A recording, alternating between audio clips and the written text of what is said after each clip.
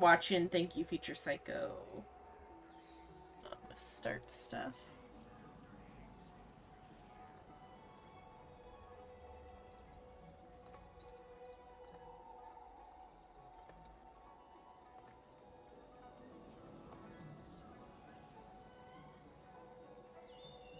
Don't click skip on that this time.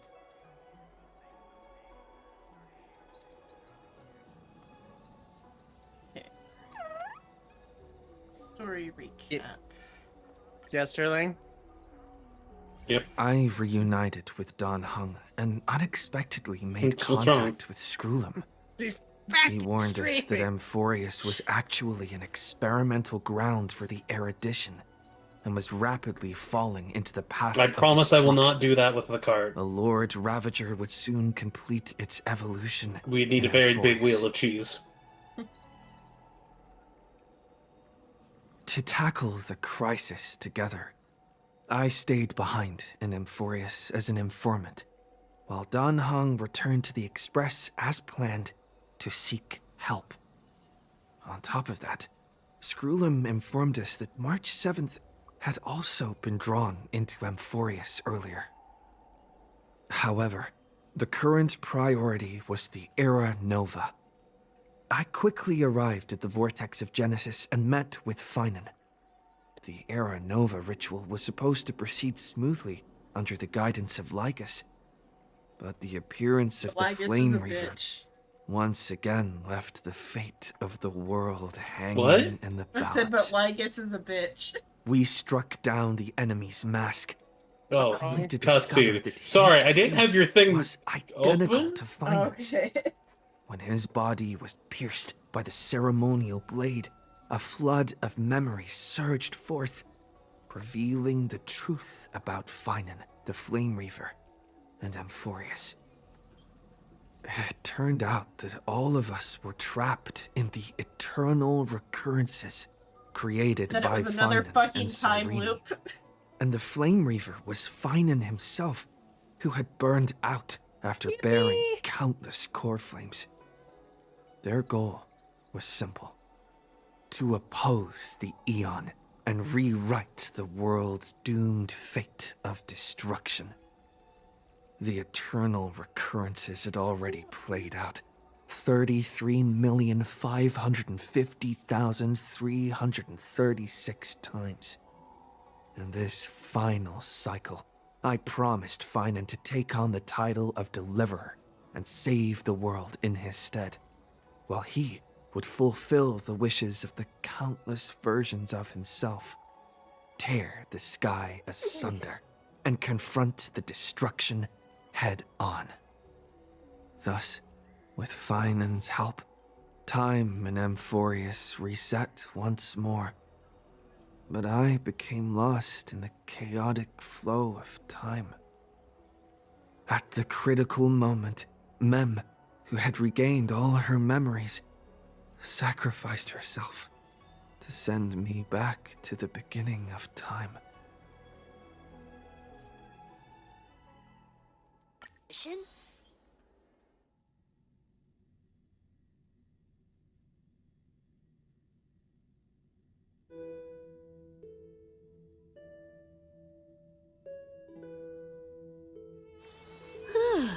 Fancy a coffee?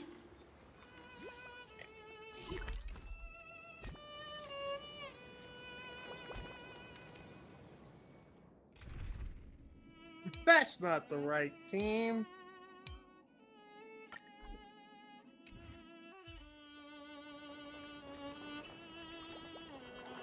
Hey, Cyrene, you've been here a while. This swing is nice.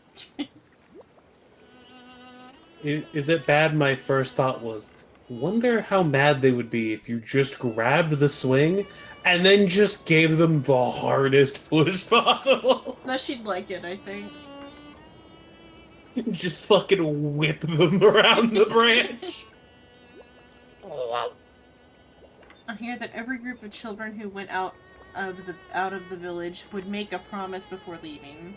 When they grew up, they'd meet again before this tree. Sometimes they would stop on different paths, but their friendship remained as strong as ever, as if time could never wear them away. Time passes in life circles. When will I find that dear friend of mine?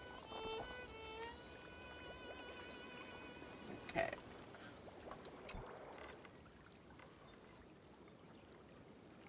Hello. Your surprised expression is just like what the memories recorded. Mim! You're still alive. Now Mim's dead. She sacrificed just- herself, remember? Karis has a bad Is case this of memory loss. A new way to Yeah, chat memory someone loss. up? Anyway, shut someone up. Well, I guess you did see the end of countless Sirenes in a way of speaking. But I'm standing before you right here, right now, as alive as ever. Isn't that a good thing? It's me, friend. Don't you recognize me?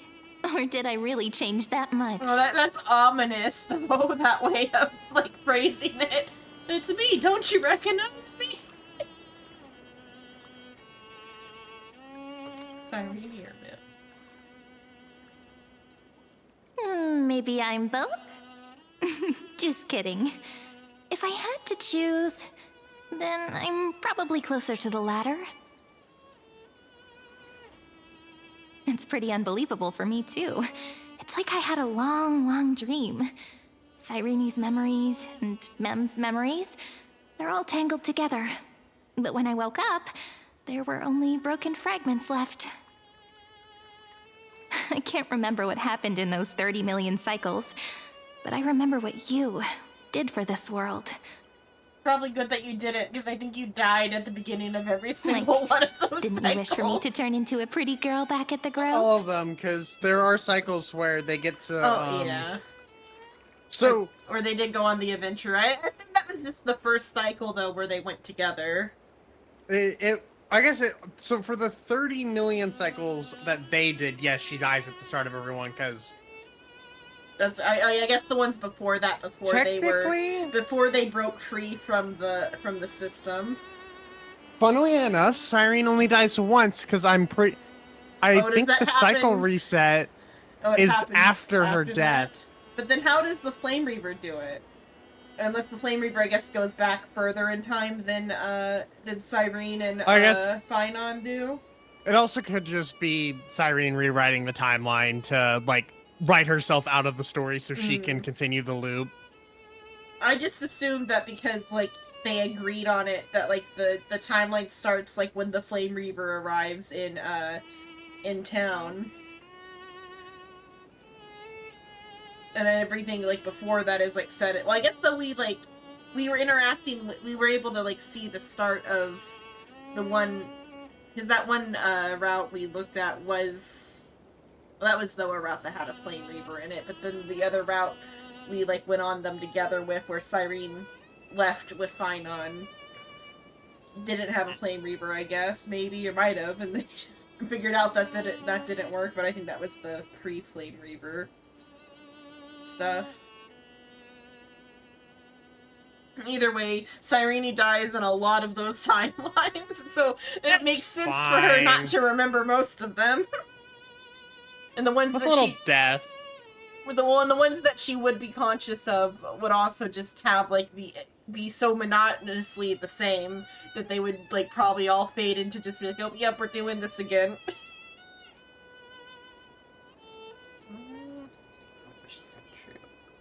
Wait, I didn't pick that option. Remember that? Please remember something good next time. I don't remember what I picked. I probably didn't pick for Mim to become a cute girl. Sterling wouldn't have. What? You didn't?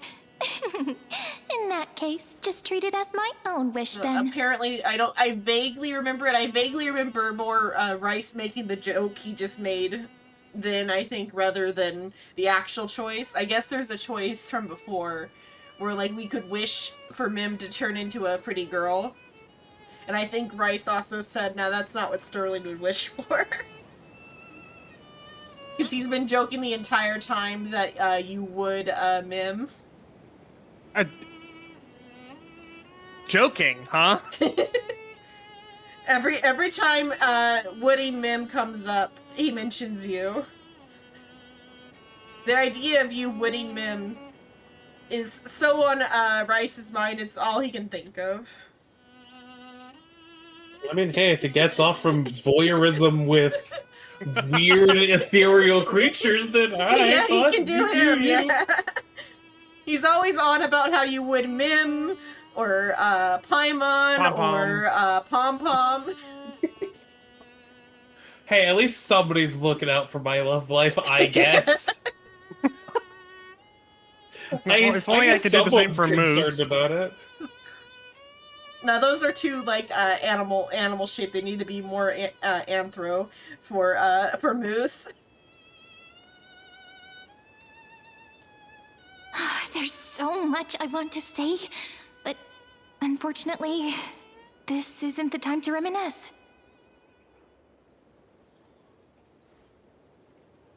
With the memories of the previous flame chase still intact, we've returned to this place at the beginning of time, so we can carry out our promise to Finan.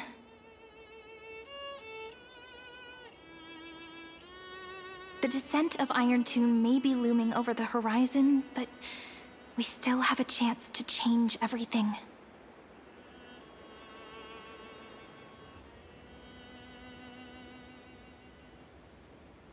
Ide Silicii is so quiet. It was like there's no In villagers. Cyrene's memories, she always sits alone by the lake, gently swaying on the swing, like she's waiting for someone.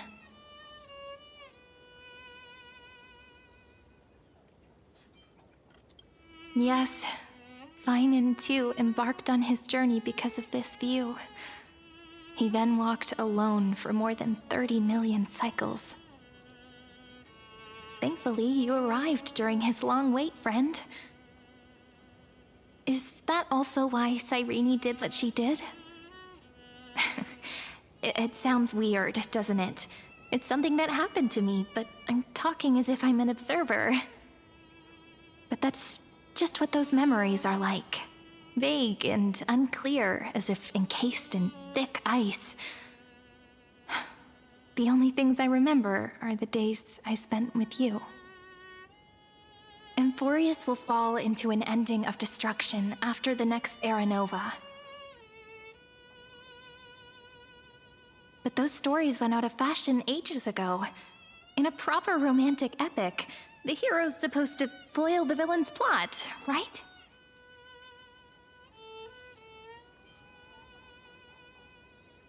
Assistant. We need more help from aliens beyond the sky. That's Oh, right. yes, aliens, We now not know that allies. sealing off the Oh, sky it's an wasn't allies? Nakrala's actual Yes. intention. Aliens from the skies. Lygus is the I'm still mastermind on behind it. The one who's trying to Isomnium. control everything. How unforgivable. We don't have to figure out I what... still feel Actually, a no, we bit don't have to anxious. figure out what we're going to do Wednesday. We know what we're Lygus doing on chose Wednesday. to Wrong walk into the detective. spotlight and Sunday. reveal everything, which means Hear he that, still or thinks there the is current still some, situation like- is under his control. There's still one ending we didn't get for Isomnium, but that requires me going back and like finding all the eyeballs in the Somniums. There's another ending you missed in that game? Or like the thing where that you have to unlock with the eyeballs from the gallery. Oh. But like we can take a break from that, and I can just on my own time collect the eyeballs when I feel like it, and we'll just do Frog Detective. This I mean, week. I'm fine with Somnium. It's just that we were going for fucking until 8 a.m. Like, too much. We'll see. I mean, like we got like all of the main stuff. It's just whatever the like last like secret ending thing is. Outside of the secret ending from getting all the other like extra endings. Maybe he still has an ace up his sleeve. Think about it. Even the name Lycurgus is a fake one. We have no Yeah, 'cause idea we do who the or Frog Detective what as he an really is. intermediary. Forgot about that for a second. Oh, you were hyped for Danganronpa. Doing the second one, yes. Because we've been doing a whole bunch of other stuff. Hello, Hugs. Hello. Which means it's probably time to borrow that treasure you're carrying, friend.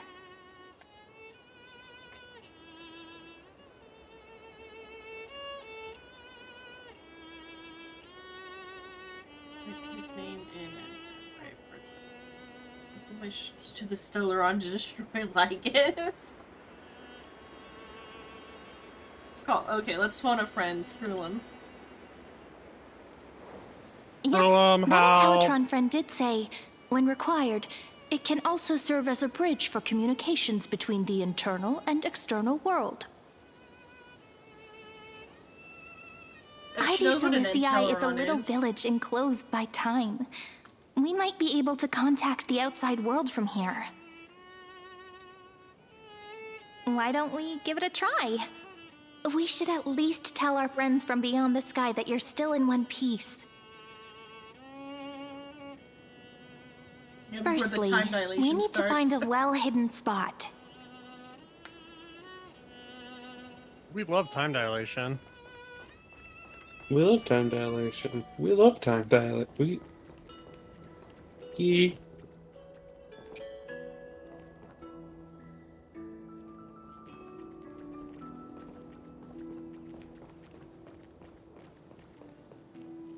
It's super quiet here. Sounds can't get in or out. Back in No one will Cyrene's hear you memories, scream. this room was her secret base. No one noticed her practicing Orynyx's prayer here, or trying to speak with the gods in secret. But today's different, isn't it? We aren't trying to contact unreachable gods, but humans from other worlds. Real people. I'm prepared to witness that miracle, friend. The way Cyrene talks is so similar to Mem. Not really. I have so many questions. I'm also worried about how Dan Heng and March 7th are doing. Here's hoping the chronocognitive anchor can still function normally. Because I really need answers.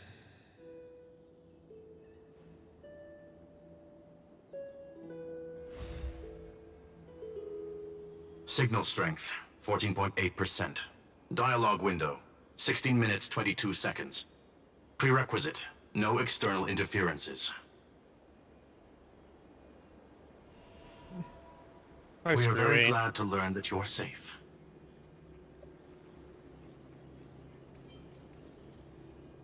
Hey, you're here too.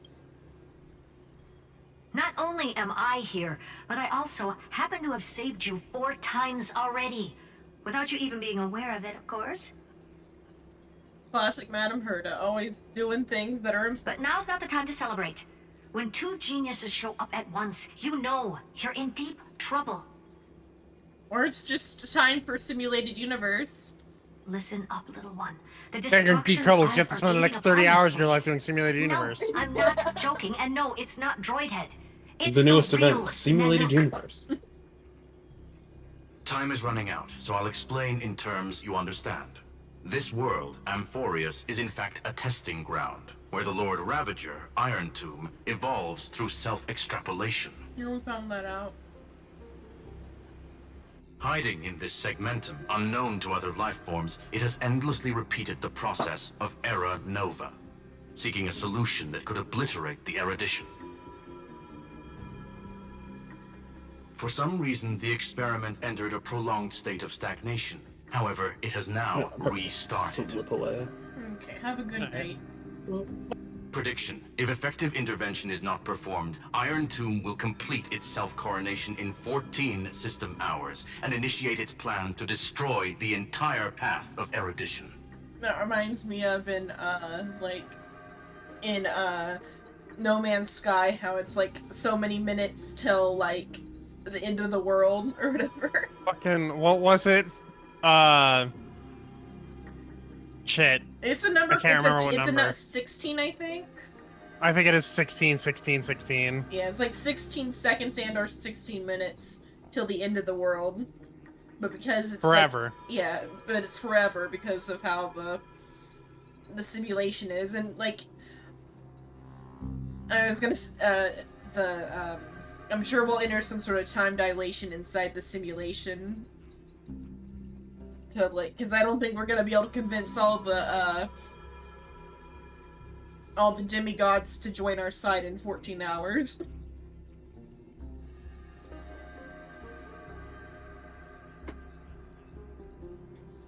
Oh, The possibilities are endless. Breaking down interstellar communications, destroying the synesthesia beacons, returning cosmic civilizations to the Dark Ages, or even starting the third anti-organic war. Any of it would be able to bring the cosmos to its knees. Interastral EMP. Simply put, it will tilt all sciences and technologies towards the destruction. And since Nanook glanced at this place, it means they are being dead serious. Well, they haven't gone into that yet in Lord of the... Or they might have done a little bit in Lord of the Mysteries. I have a feeling they're probably going to use the same sort of, like, they for the gods. Because in the novel, it's, like, capital she, he, and they for the gods, because it's the same type of pronoun they're using here. The god pronoun. Based on info provided by the IPC, Iron Tomb probably isn't like Selenova or Zephyro, who are overlords ascended from human beings. Instead, Iron Tomb is an algorithmic sequence. It can be anywhere, as long as there is a receptacle for its calculation.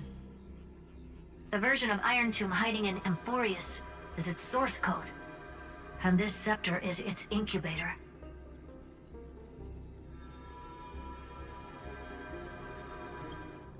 Yep. Think of it as the program having reached 99.98% completion already. And then it's over. Something in the shadows has been driving everything forward. It's the Observer named Lygus. Speculation. He's the Scepter System's administrator. He's a piece of shit. Yeah. He wants Iron Tomb to break through the knowledge singularity. I don't know why he wants to do it, but he'll remove interferences at any cost. You're the only variable within this world, and you're the only thing he fears. So listen closely, little one. The speed of time is different in Amphorius compared to the outside. Destruction is just about to arrive, but you can still play Deliverer one last time. This is also really close to The cycles have already been broken. Sword Art You've Online entered what is theoretically Alicization. the last cycle Amphorius will ever be able to run. And Iron Tomb will break out of its prison as soon as the process of Genesis is triggered once more. But now there's an abnormality within the experiment. You know what I'm talking about. One of the model's 12 factors. That is one of the 12 demigods. Destroyed himself using the power of the destruction. Fine and Signal disappeared from the cycles the moment Nanook cast their gaze this way. That means World Bearing's computational logic is currently flawed and bugged. Yet it's the factor directly related to the process of Genesis.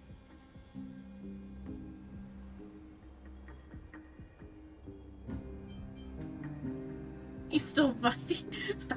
He entrusted the duty of world bearing to me.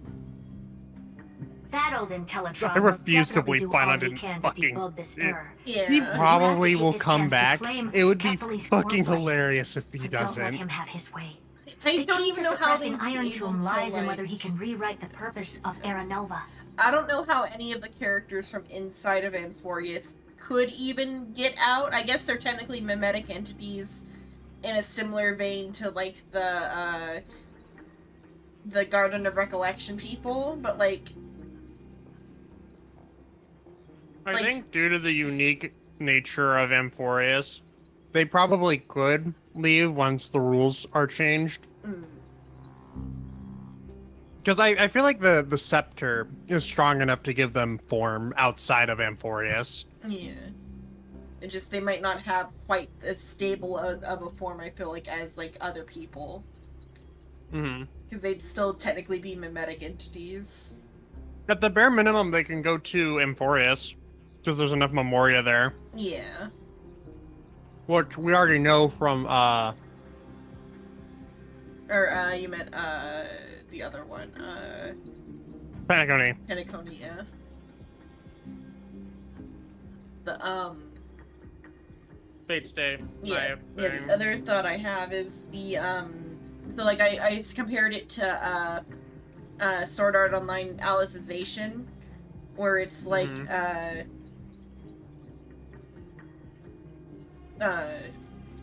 Finon is like a mix of like Alice and Yu-Gi-Oh in that kind of sense, where like Yu-Gi-Oh sacrificed himself and then is like making alterations to the system from like Beyond the Dead or whatever. While also being the like the thing that broke the rules. Have you seen Alicization or nah? No, I've only seen the Ironclad art and the Alfheim art. So like Kirito is like helping some AI researchers test like a project where they put him into like the simulated AI fantasy world, and they like turn off his like outside memories and have him act as act out an entire life within the simulation with the simulated actors. But though their goal is to like, they want the AI singularity. They want to like create they already have like AI actors that are functionally like people, because they have little like computer cubes that have the commutate, because it's like even though it's not that far in the future, but it's far future sci-fi. So they have little like cubes, like each cube has like the power of a human brain, and like they created all of their AI actors by like scanning people's brains, or baby brains. It was, they scanned like the brains of babies, and then the staff like either they sent like scans of their own brains, or they personally raised like the first generation of the AIs, and then as they're born and die, like they take up the cubes in their like hard drive, and they like start out with like the baby brain scan, and they just like are raised in the AI world. But their goal is they want an AI that can break the laws of robotics. Oh. Okay. But so they but before that happened, the AIs kind of they found a way to like manipulate the law. Like one particular AI became like the Pope of the Church, because she like figured out how to manipulate the console commands and gained like admin status, but she couldn't yet like break free from the system. But then via like Kirito's like intervention as his like the like mind erased version of him interacting with the AIs, an AI like tripped over a line that was like a do not cross line, and that counted for them as like, oh, that AI broke a rule. This is our perfect little AI, Alice. And then they but then the stuff got put on pause because Kirito got like shanked and was like dying and bleeding out, and like he got some like brain damage from like not having enough oxygen to the brain from bleeding out. And so as part of like trying to help him recover his like brain function, they plugged him back into their matrix, but without with his memories turned on, and like ran like an AI version of Kirito at the same time as his actual brain, to like simulate his brain working, so they could like as like therapy to like teach his brain how to like work again. And then but he got inserted back into the story that he already like altered, but as like as somebody who's been isekai'd. And the AIs don't remember him because they like cut him from their memories. But he goes to like he like spends like years of time in the AI simulation, not really knowing what's going on. Like he's like, I'm pretty sure this is the AI simulation, but like it's playing out like I actually got isekai'd. And he helps like his like AI childhood friends like work through their problems, and they go like the AI that tripped over the line, she got like abducted by the church for breaking a rule, and like trained to be like a Knight Templar or whatever. But so Kirito and the guy friend, they Yujiro, they go and like become knights to like go and rescue their friend that got captured. And they get there and they like do like a tower gauntlet challenge up the church tower to like meet all of the different like holy knights or whatever, and then convince Alice to join them. And then it spirals out in insane directions, but like the like researchers decide that like Alice is the AI that broke the rules enough to like be considered their final product. And the way they get her out of the simulation is they import her into like a robot body that is like, it is like a recreation of her body in the simulation, except she is fully made of metal. She weighs like a ton. She is a death machine, because like one of the rules she broke is like killing other people. Is like she knows how to kill. Like, this is an AI robot that could and would kill, and that was like the goal of the project, which is I feel like very similar to Iron Tomb's goal of like wanting to kill the Erudition. There's just a lot of like similarities in like aesthetic and like even like characterization and potential ways that they're gonna get the characters out of the thing. It's just they switch some of the roles that like the girlfriend or the gal friend and the guy friend have, and they put all the roles like that the friends have in SAO just directly onto Finon. Because like even like Yujiro and Alice's like dynamic is kind of similar to Finon and Cyrene. There's one more preparation we must make. Lygas's behavior has been quite abnormal. He's never interfered in the actions of Titans or the demigods throughout the whole experiment. Deduction. The Scepter has an extremely strict autonomous protocol, restricting even its administrator. In Amphorius, this ultimate protocol goes by another name. The Law Titan, Talanton. Law. They are the rules that restrain all things in Amphorius, and it was the core flame returned at the very beginning of the That's last also flame similar chase to journey. the SAO thing with like the laws. Why do you have another little pink one next to you? Huh? I collect them like That action half figures. shirt Yeah. is... Is there something wrong with me? Never mind. Let's get back to the topic at hand. Light calendar 3960. Month of balance. We'll be locking onto this time period to find Law. You can either meet the Titan, convince the demigod, or take the core flame by force. It doesn't matter what you do, so long as you bend it to your favor. Get We that still shit. haven't figured out how you and Don Hung got inside this world. So influencing protocol is currently our best way to stop Lygas, or to call for more reinforcements into this fight.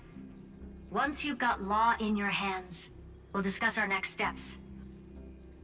Make sure the core flame doesn't fall into enemy hands.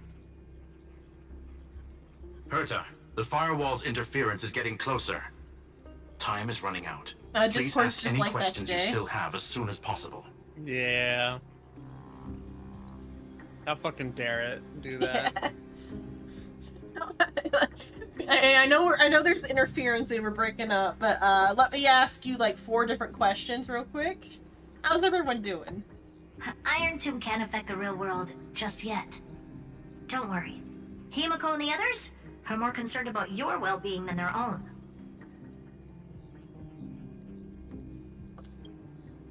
Don Hung, how's Mr. he Don Hung doing? did not enter the new world with you at the end of the last cycle. Known. The flow of time inside and outside Amphorius is not identical. 1,000 years in this world may only be a fleeting second outside of it. Conclusion. He is on his way back to the Express. How's March? Miss March's situation is rather complicated. Madame Herta and I can detect her signal, but cannot ascertain her location. What we can be sure of is that she's still in Amphorius. Don't worry about her. She's absolutely chock full of mysteries. Even if Amphorius explodes, she'll probably float out perfectly protected in a nice thick layer of ice. Worry more about yourself instead. No other questions. I believe in your capacities. The hands of the Trailblaze can create miracles, and will certainly be able to snuff out the flames of evil. I'm not going to give any motivational speeches. I just hope you bring good news the next time we meet, little one. No, not little one. Deliverer.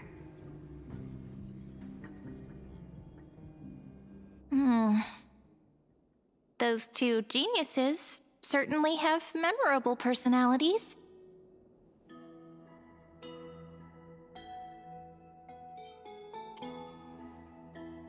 Certainly a word for it. Yeah. I understand more than I should, actually. Honestly, some of that conversation feels like it's about things I once knew, but then forgot. Maybe it's because of Mem? After all, Mem's a memo sprite born out of your thoughts, friend. Maybe our memories somehow got tangled up together. Never mind. Let's focus on something more important with what little time we have. Just treat me as an ordinary girl with secrets, okay? March? Light calendar 3960. I remember that Talantin had already fallen by then, and the Chrysos heir who inherited that core flame is named Saridra. That's what's recorded in history, and the period we'll be heading to. We'll need to find Law and stop Lygus. So, we've at least got a solid direction, right? Can you give me a little bit of time before we go? I want to pack some stuff. There's so much more I need to take care of in this form, and I'm still getting used to it. Have skin. Have skin, I must bring lotion. A relaxed scene like this probably no longer exists in the outside world.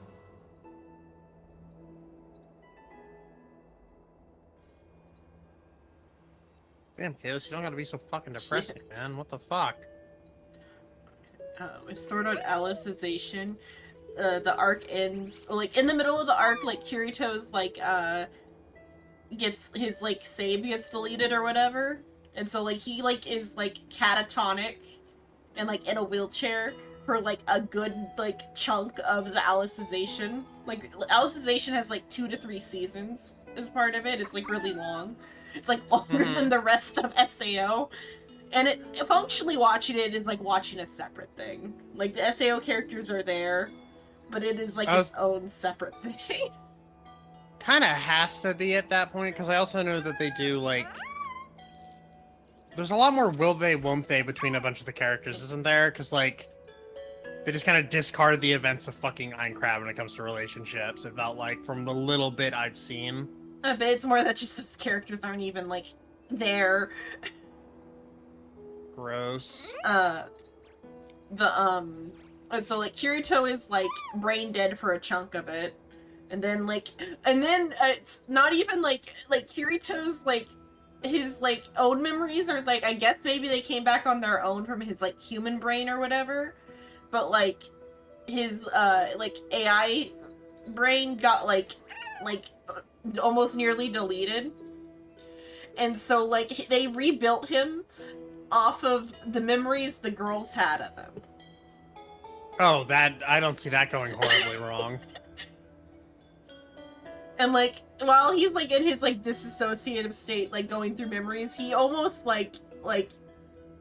It's one of the few parts where I actually went to go find the book version, because as I was watching the anime, I caught up to where they were at, and like I'm like, I kind of want to know like what happens in like the next part or whatever. So I skipped to like the part where like Kirito wakes up or whatever.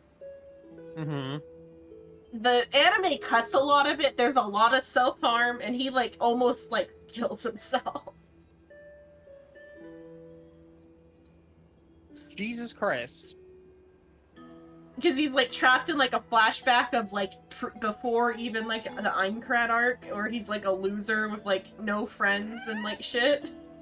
Mm-hmm. And he's just super depressed. And he starts like self-harming and shit towards like the end of the chunk of those sets of scenes.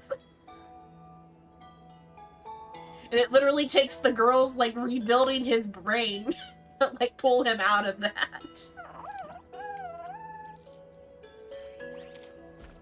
And then they like played it way down for the anime and just had him like have like a little heroic scene. But then another like awful thing that like are awful like conceptually, but I think is like a fun detail and makes it so much more of a tragedy. So like after they like solve all the problems at the end of that, the like time dilation gets like turned the fuck up to like an insane amount. So by the time they actually pull Kirito and Asuna out of the like simulation, like hundreds of years have passed in the simulation. And Kirito and Asuna, their like human brains can barely contain all of the information that they like experienced in like those like that little short amount of time. My head hurt. And like when they wake up, they're like Kirito says do not delete. Or no, he says to delete. He says delete the memories. That is like get rid of all these memories. He tells them delete the memories. And like they delete the memories, the researchers do, but they like keep a backup of AI Kirito, but not AI Asuna. And like they like AI Asuna and AI Kirito came to like an agreement in the simulation that if they kept both of them, then they'd be chill about it, but if they kept only one, they were gonna go nuclear. So Fair like enough. the season ends with like AI Kirito pretty much telling the like AI researcher, you done fucked up. Hey, buddy, you And you have like made a mistake. yeah, you've made a mistake, and you have set me forth upon this world. You have mere moments to live. So like, if they ever continue where the anime left off, the next villain is like I think he's like called like Star-Lord Kirito or something.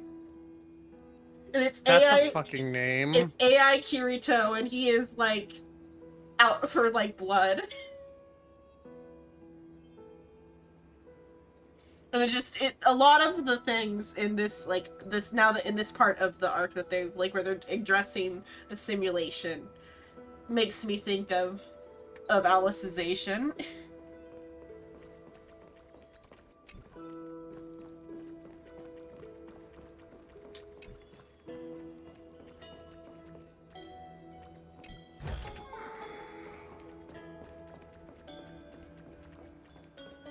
This is important.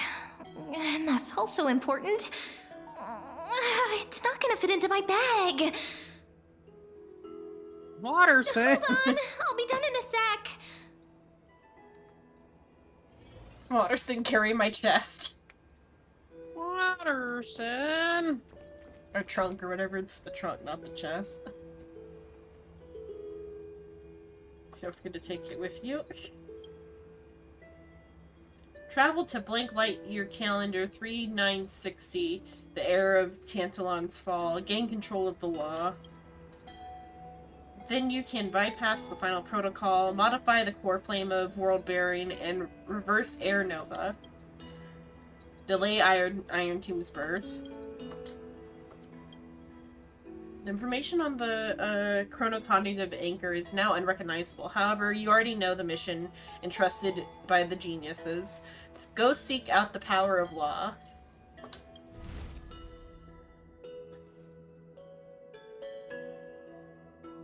Should I head to the attic to wait for Cyrene?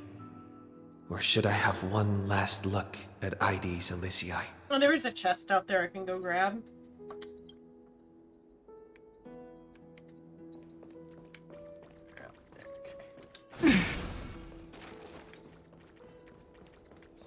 somewhere.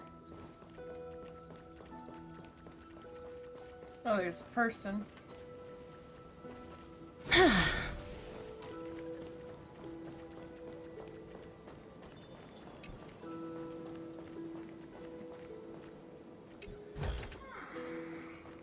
Got to say teach.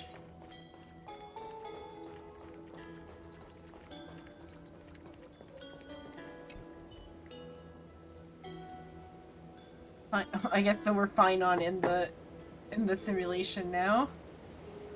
You once said you wanted to leave ID's Lizzie and explore the wider world. How's that going? Everything is ready now. Good to hear. Life here is quiet. But out there, you'll need to stay sharp. Just don't pressure yourself. Whatever you choose, as long as it's what your heart tells you, that's enough. As for the info of the grove you asked me to look into, I've managed to dig up a few leads.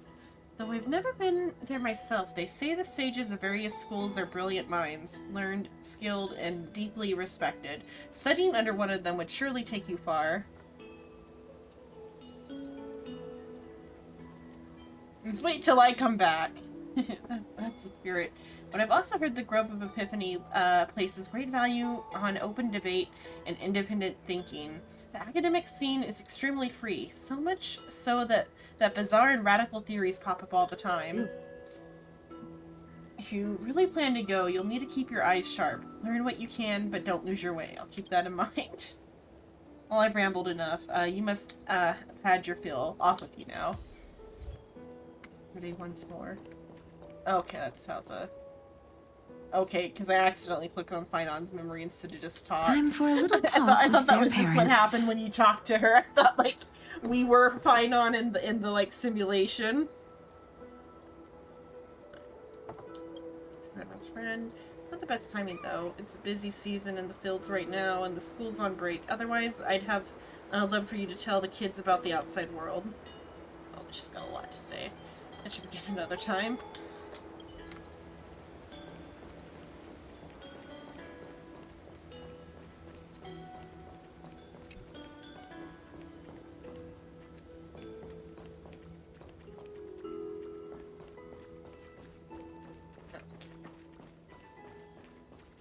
Okay, now they're... I was only looking this direction. I'm like, there's no people here. They were all like off camera.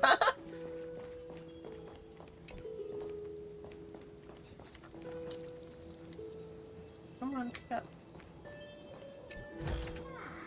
Ah, make sure you keep it safe.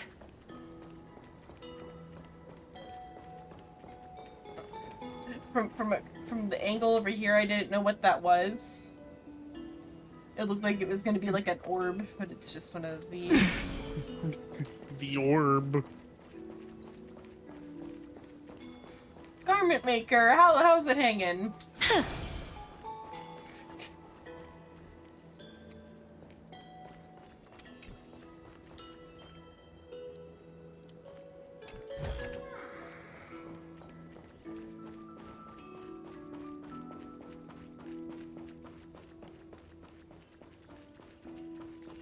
Ah, the English countryside.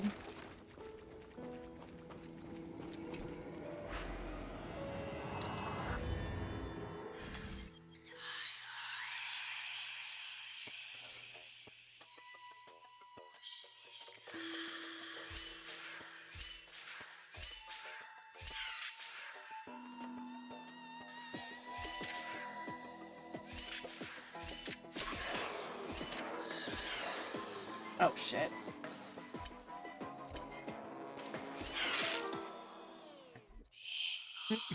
Oh shit.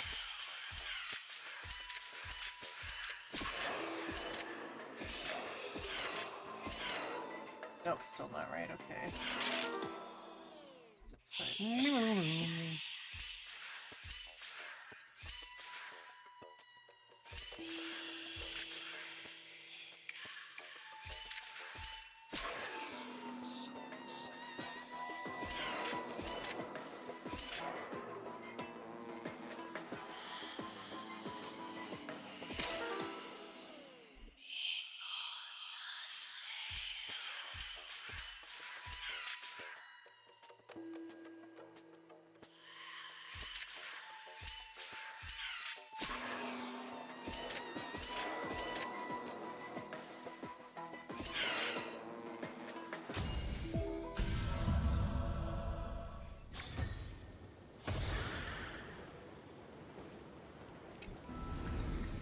I want to make something with it. But what to make? Huh.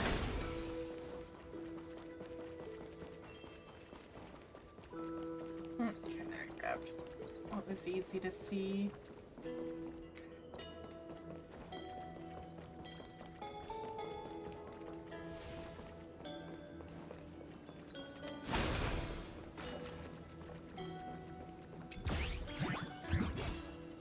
Why aren't you dead?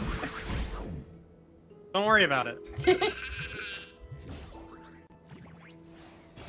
Cypher's lies are so strong that it's still affecting things here.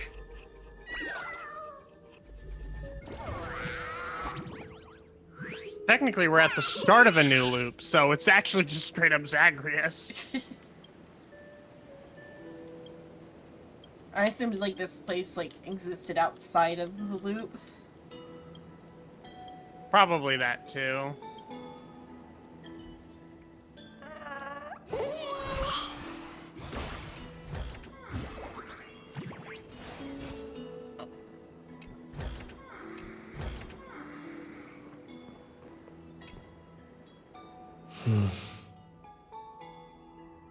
This village is where Finan's life started. After 30 million cycles and 30 million failures, his burden is now in my hands. He said I will be taking over the responsibilities of world-bearing. But what does that mean? Becoming the new Kefali? Or forging a completely new path? And probably a new path. I don't think you should do what Lygus wants. Let's be rational. It'd be really funny if you did that. Calm down and think this through rationally. This is going to be a very difficult campaign. We can't lose Kefali's core flame. And we also need to find either Talantin or their demigod. Then convince them to join us in the fight against the destruction. But there are so many unknowns. We don't know what Lygus might be doing, and we'll have to face Iron Tomb after dealing with him. There's also Cyrene. What exactly is she? There are so many questions. I'll have to take it one step at a time. But I must make each move very carefully, because every decision could potentially impact the end. Herta and Screwlim's help might be crucial. Not very carefully, very carefully.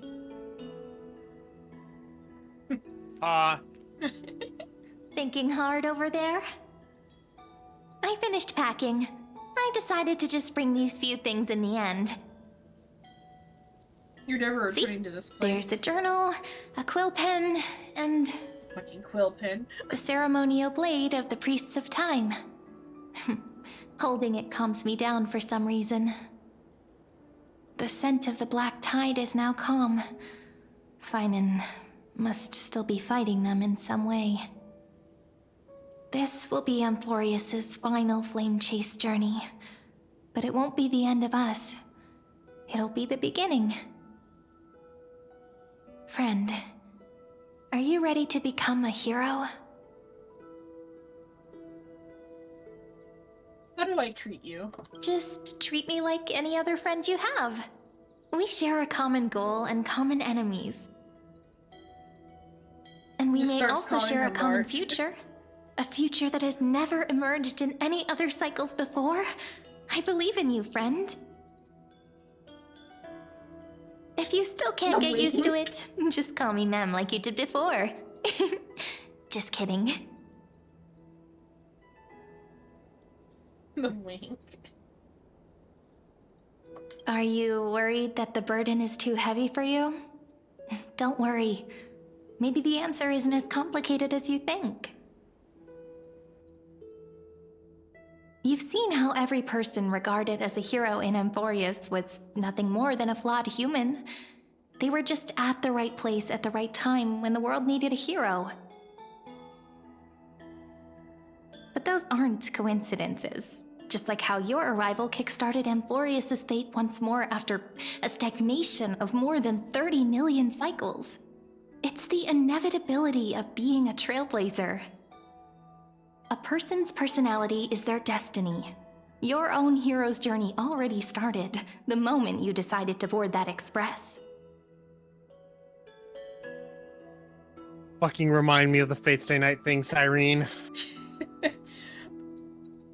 Like that. I don't want to be on her space station anymore. With if they had done it with the Amphorius characters, right? Still should have been like the themes that they were expressing worked so much better with the Amphorius characters than the Penacony characters.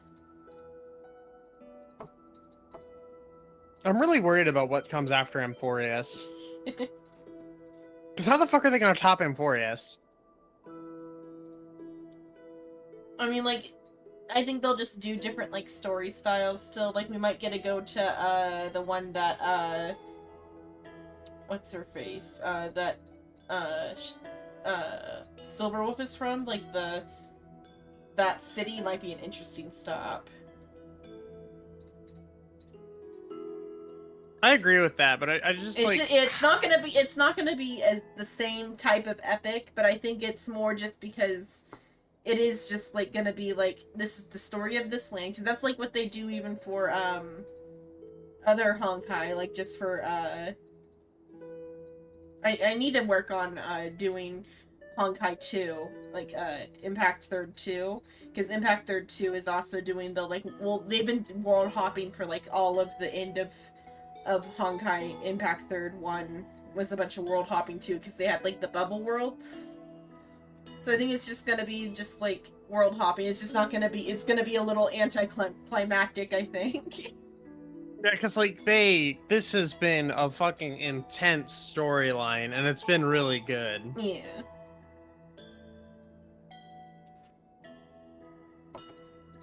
Save everybody. That promise might be far too heavy. But I believe in you, friend. The Trailblaze's duty has always been a heavy one.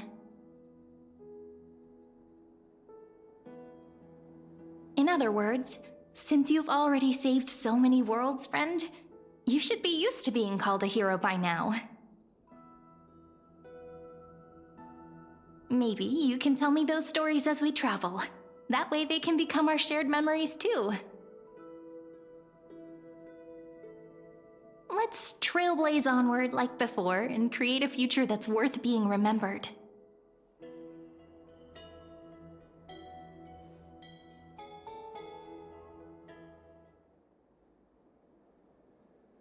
It seems you two are prepared to head out.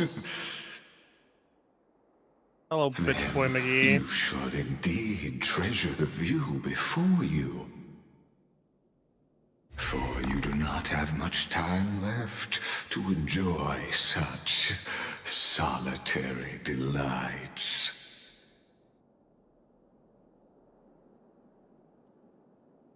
Still daring to approach me, huh? My apologies for disturbing your moment of repose. To fully express my apologies, please grace my abode with your presence. So Come to my humble abode. the full scope of my hospitality.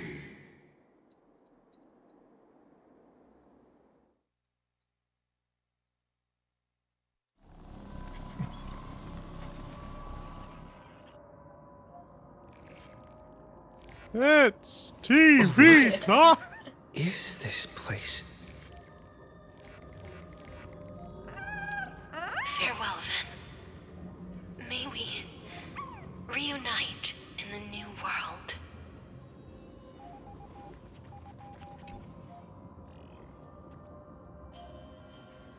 FE Kia 216 Premium Mobile. Oh, Titan Authority Death Path Boot. all shall bid farewell to one. And that person alone will witness the miracle.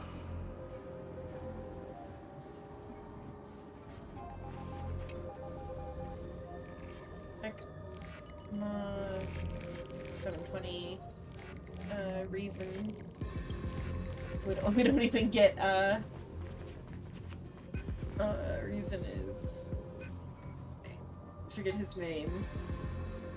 Anaxa. Anaxa, yeah. Sorry, Anaxagoras. I gotta put respect on his name.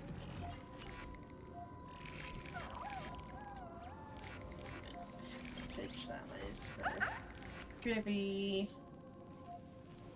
Earth. Oh, that's the blacksmith guy. I forget that he's like technically it. Cartoonist is not the Earth guy.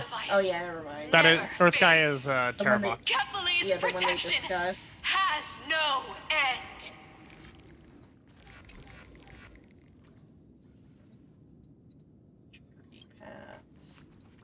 Terravox is After Dong I cross Hung. this river, Oh, is it? it will Spoiler. be a tragedy for Yeah, they mankind. reveal his form. But if I do not cross, then I it thought will be the they end of me. mentioned an Earth one that was like of the people that Cartoonus is, but like it could just be that I don't remember. Don Hung I might don't like remember- intercept the path though too.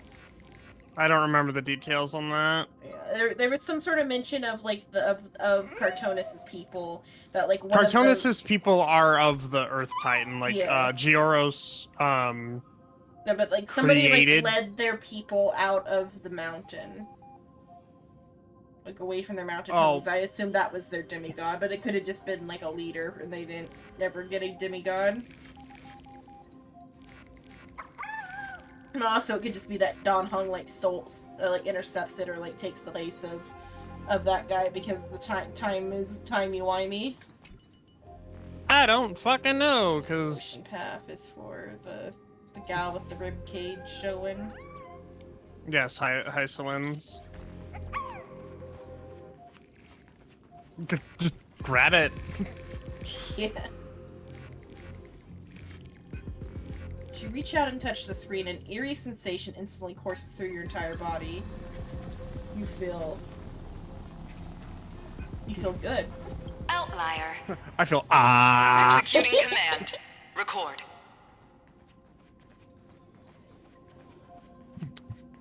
I feel my bones.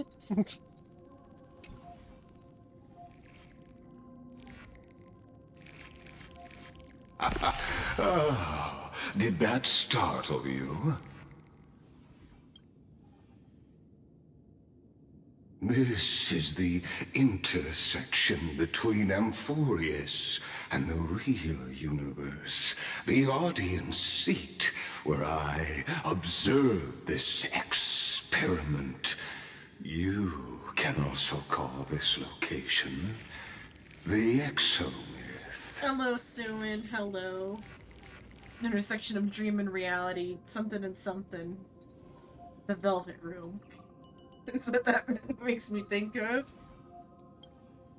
What you see is the true form of the eternal land and the 12 demigods after they've shed their disguise of legends.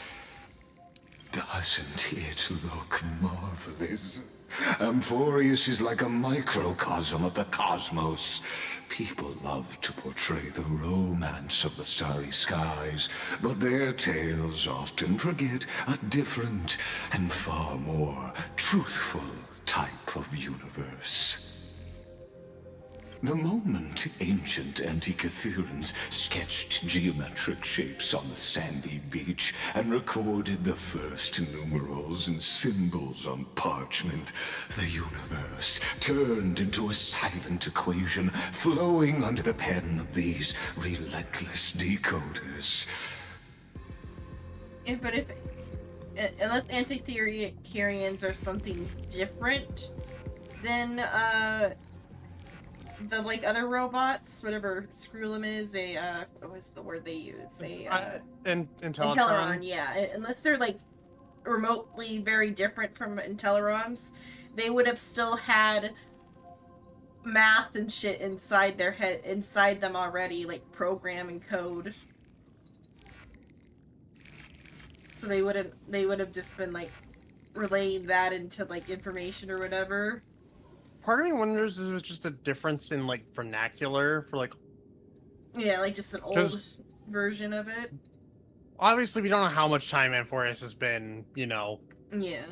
Well, in this state. It'd be the time period that like the scepters were in. So like they Which was a while ago. A while ago, yeah. But like weren't the scepters, so the scepters were created by Rupert or whatever the fuck his name is. Okay, I thought it was by the Erudition. Oh yeah, but being made by Rupert makes more sense though, because they were made for the like anti-life equation type of shit. Yeah, the scepters were Rupert's shenanigans. Yeah, which then is even after the time of Erudition, I think. But here, I guess, is implying that the Anti-Decurians were around before the Erudition. It could just, but though, like, there's a high chance that this entire multiverse is also a simulation. Like he says, this is a microcosm of the entire multiverse or whatever, of the universe. And just like, so chances are the entire thing is a simulation.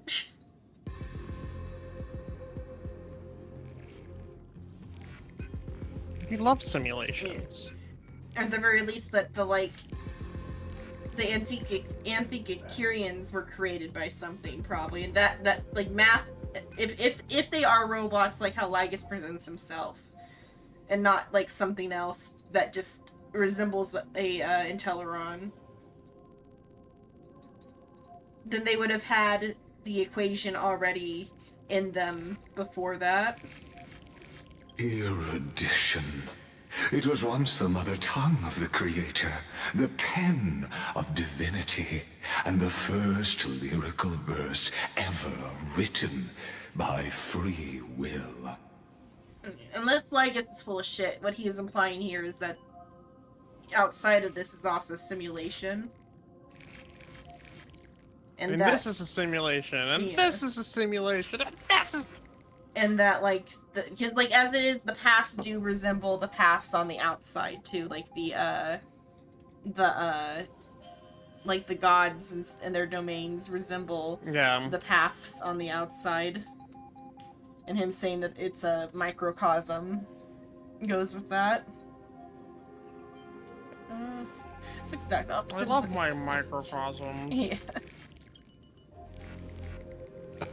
I simply wish for you to understand that I have no intention of being your enemy. I have devoted myself over the long years to nurturing the Scepter's extrapolations, hoping that the Prima Mobile would bud from within it. And now, my goal is almost complete. Nikos 496 had exceeded the intelligence singularity through his rage, and though he still retains his obsessive defiance and managed to suppress the black tide of this cycle, it's a matter of time before his will crumbles to dust.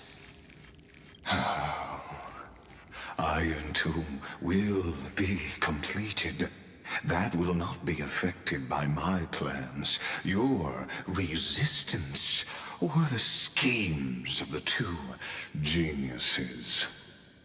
It is an irrefutable fact, just like the instance in Noose's calculations. In other words, as long as you are willing to stop interfering and let the final Aeronova carry out its natural course, I'll guarantee the safety of all Nameless and ensure you return unscathed. Or should I trust you? You've always had a choice, my lord.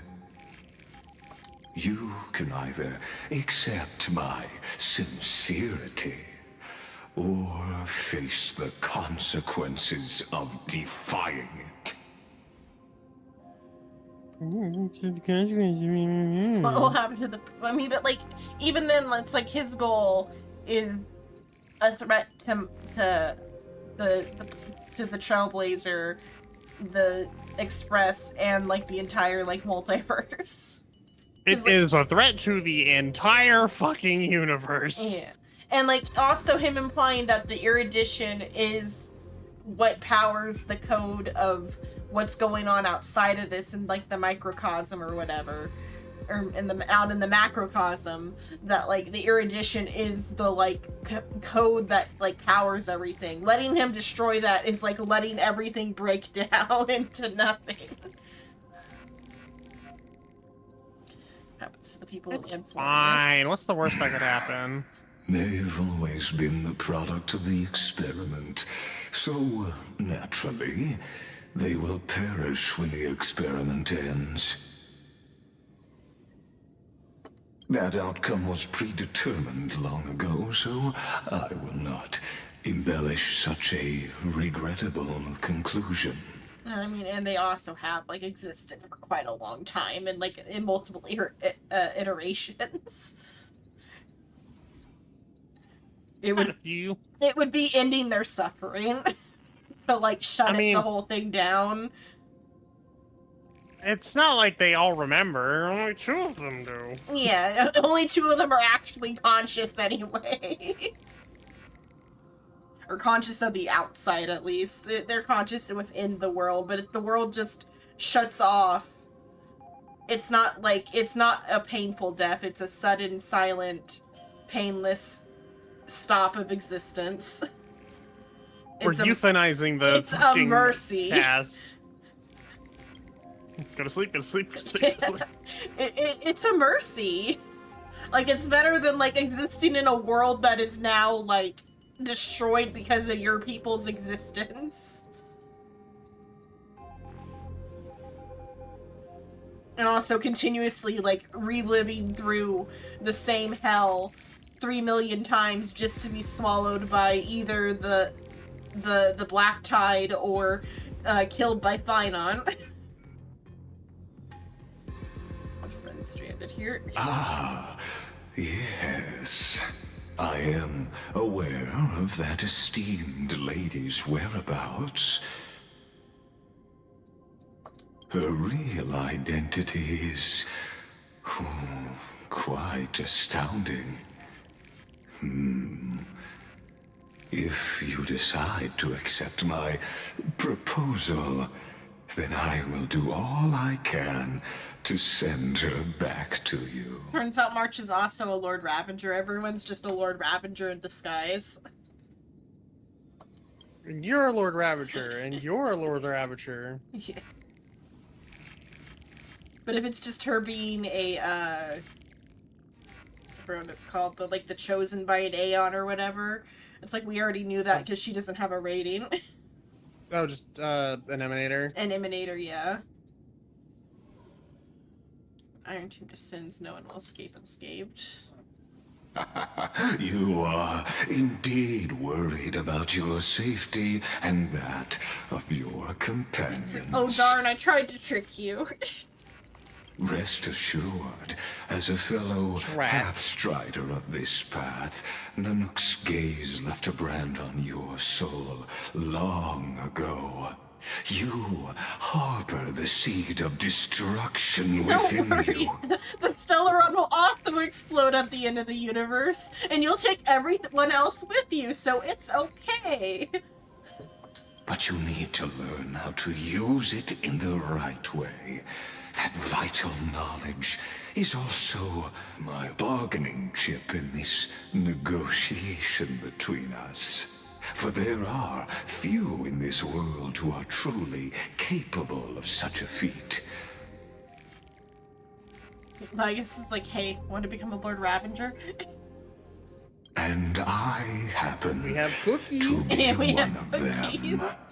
We have Cookies and all those hot characters that Acheron killed that one time. Don't you want all these hot women that you didn't get to have? I'm clearly blanking on the hot women. The women. I just remember Duke Inferno. Well, his kids. He had like a collection of adopted little monsters that were like some real fucked up like little destruction babies. Not babies, they were adults. Like there was like I vaguely remember there was like a hot woman involved, a puppet lady, and like a fuck boy guy with the cello. Let me Google them real quick. Let me hide the screen. Like they had like a really cool little thing going on. Like they looked like they were gonna be the Penacony villains. Like there was a fake out making you think they were gonna do a terrorist attack on the Harmony Festival or rather Charmony Festival. Observe as I blow up the mall. Wahaha.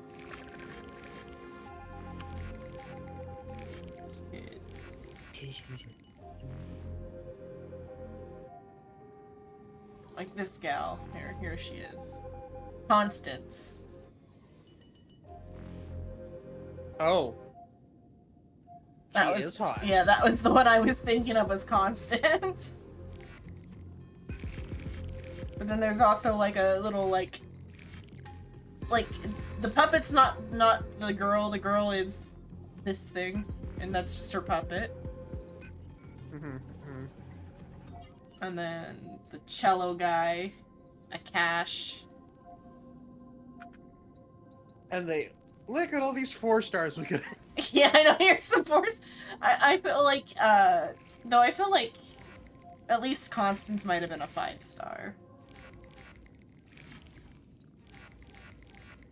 A Cash, Durba, Katarina.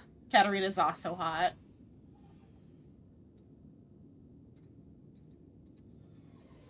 Hold on, Katarina. Yep. Like we could have had Katarina.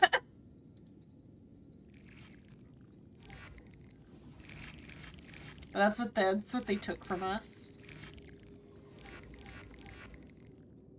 Hide the screen. How dare they? How dare? I mean, we got Acheron instead, which is okay, I guess. But like, we got one hot lady when we could have had 2. A weird monster thing and a cello man. Yeah, I can't do anything with Acheron though. She's in an altered mental status. Yeah, I guess so. Yeah. Not Katarina and whatever the other one was. Those two would have been so down to. They would have killed you afterwards, but they still would have done it. Worth.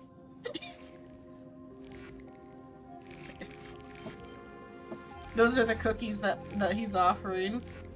Celeron is a seed of ruin and will only bring misfortune. The Stellaron? No. Believe me, your understanding of paths has yet to reach any true depth.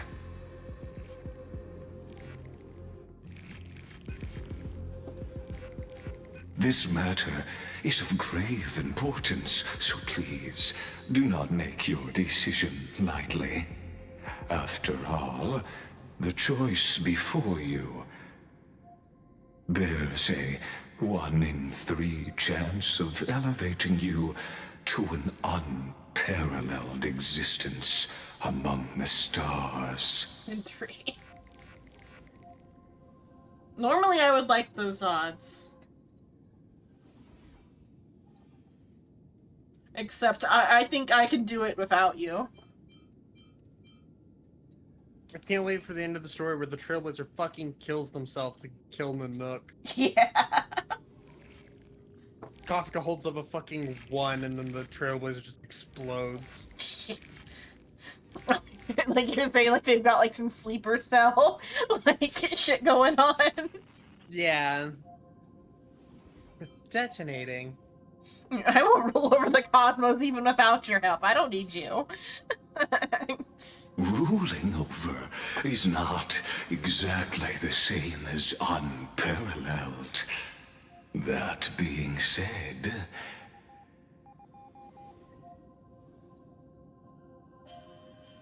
I now see the full scope of the determination in your words. You may now continue your travels. Well, now he's like, oh, you're a worse threat than what I was creating with ambitions like those. You'll be the one to kill the Erudition and all the other gods. Turns out Elio is just fucking playing coffin. It's like, this path that I need you to take, every Aeon's gonna die. It's gonna be fucking hilarious. And when all the Aeons are dead, then we will be the same as Aeons. Dead, that is. But that's what you guys wanted, right? The only way for Blade to get what he wants is for the world to end. I can't wait for just the universe ending. You fucking Blade finally showing emotion. Yes! Finally! Blade would survive the heat death of the universe. It seems you haven't realized something about this place. The Exomyth is the Erudition's domain. You cannot physically interact with me in Right here, so you couldn't any kill way me. in this place, and vice versa. As negotiations have broken down, there's no more need for us to remain in the audience's seat. Let's return to the theater called Amphorius, where you will meet me once again. Of course, gotta go do a training this arc real quick. meeting was not without merit. You get to Your meet presence the not has child. inscribed a new footnote in the Exomyth. Not child. As for its purpose, Keitra. allow Okay, I me thought it was to gonna be like reveal Trivios it or to whatever. you in No, detail fucking the next Daedra. time we meet.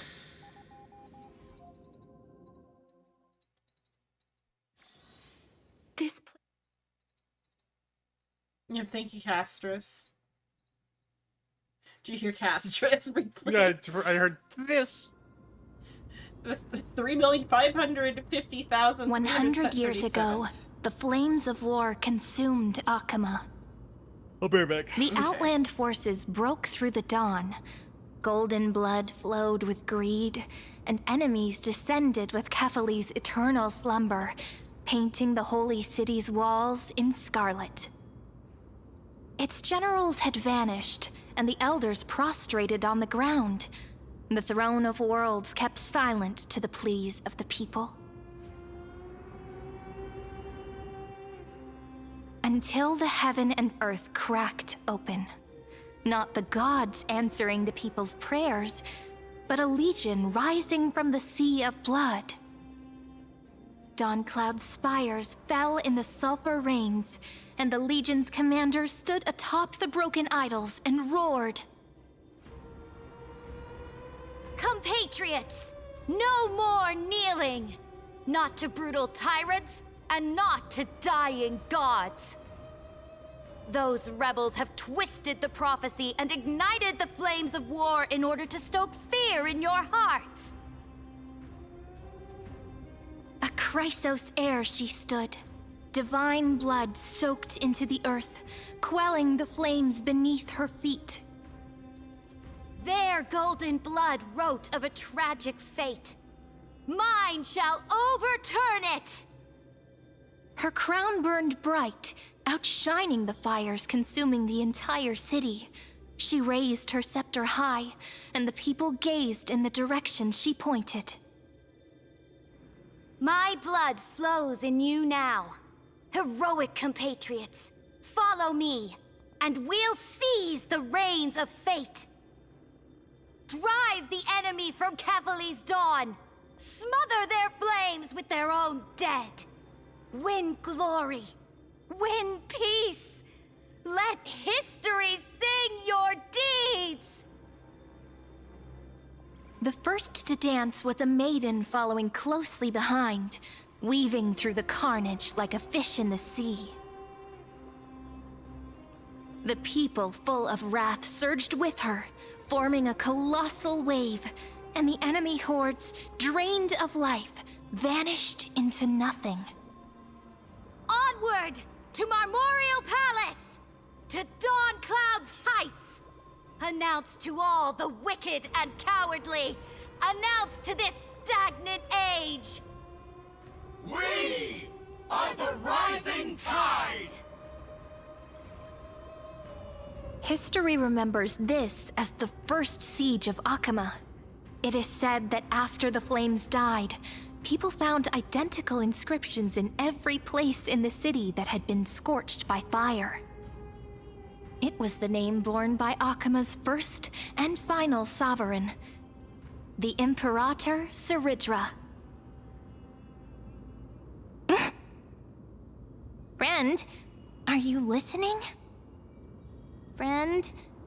Friend? Honestly, you were the one who insisted on reviewing history, yet here you are, dozing off? Wake up! Otherwise, I'll have to... Wake up! Otherwise, I'll have to...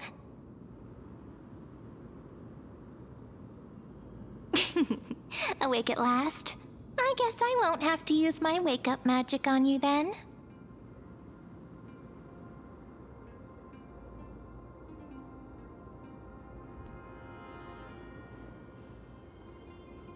Memories are a prelude to dreams. What are you murmuring?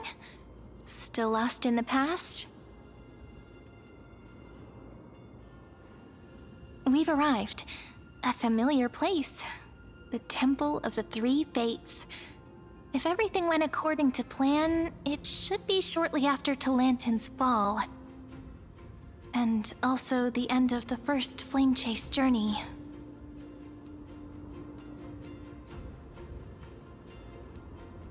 And are we late? Perfect timing, actually. The first Flame Chase ended with the Trial of Law. We must find the demigod and gain her trust before the core flame is restored. It'll be tricky, so let's pick up our pace. To Akama first. We can learn more from the crowds there. Tyrant! You and your butchers are not welcome here. Get out! Careful, someone's in there. Hold your tongue! Conspiring with Kremnos and plotting rebellion are crimes punishable by death. There are multiple voices, and things seem tense. Let's not get caught up in any trouble. Hey, so remember how Why don't we find a I was place to kind of hide a and observe bitch from the as a leader? shadows? Yeah, we're about to meet worse. Oh, Aglaya looks like fucking... I don't know why my brain immediately went to Mary Poppins, but fuck it. I mean, we got to see a little bit of this in Painon's, like, flashback. And they were pretty, like, standoffish with him before. At least Kremnoans keep their faith.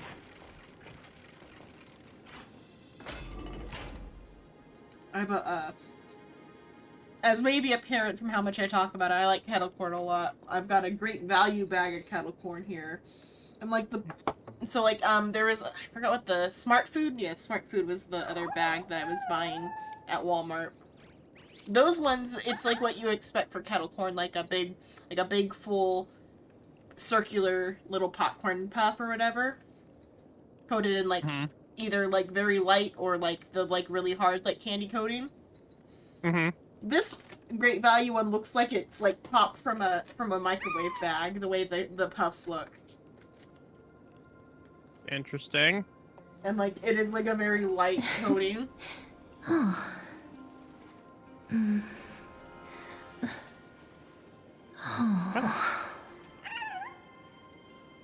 It almost might be better to have a light coating because, like, the coating on the Smart Food one is almost too heavy sometimes.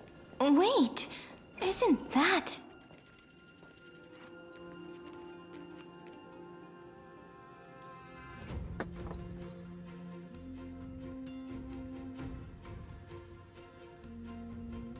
Golden-blooded defilers, perverting the prophecy and trying to slay gods. Stars beyond the sky? Gods who created the Titans? What kind of nonsense? Look at this broken world and see what your atrocious acts have done. What? Did he just mention the stars beyond the sky? But how is that possible? You impudent! Dux for Goris. We're here to welcome the Deliverer from beyond the sky. Stand down. Heretic! No one but the Great Talantin can deliver this world from misery.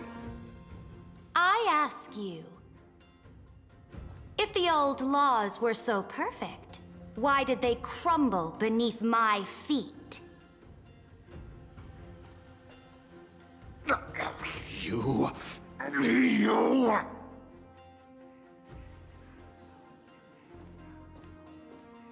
Talantin is long gone. Now I am the law. Challenge me, or submit to my judgment.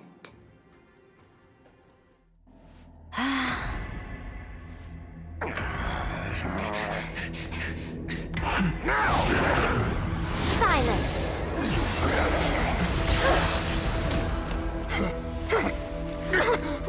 What gives you the right to judge a priest of law? That's because I came. I saw. That's immature as fuck. I conquered.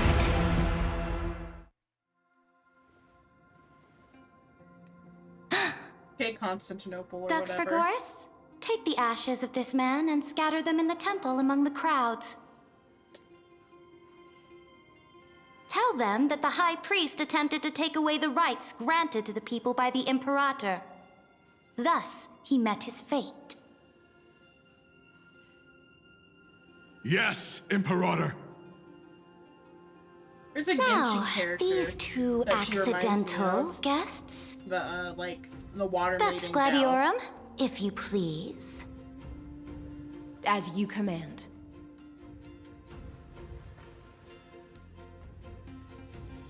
The, yeah, the Imperator or whatever. She makes me think of, I think her name's Farina in Genshin. Yeah, that's the common comparison I've seen. Especially People because said that she's basically a one-to-one almost of Farina. especially since they're both, like, related to, like, law and stuff.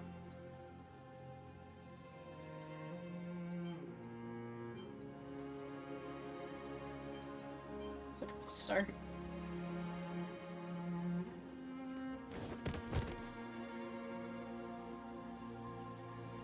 Huh? Is this... Kindness? Correct, but not the kindness you know. This is the leader of the Cleaners in this era. Since the start of the Chrysos War, they've made it their mission to wipe out the Chrysos heirs. Even now, even after I've united all the city-states, these vermin still lurk in the shadows, hindering the flame-chased journey.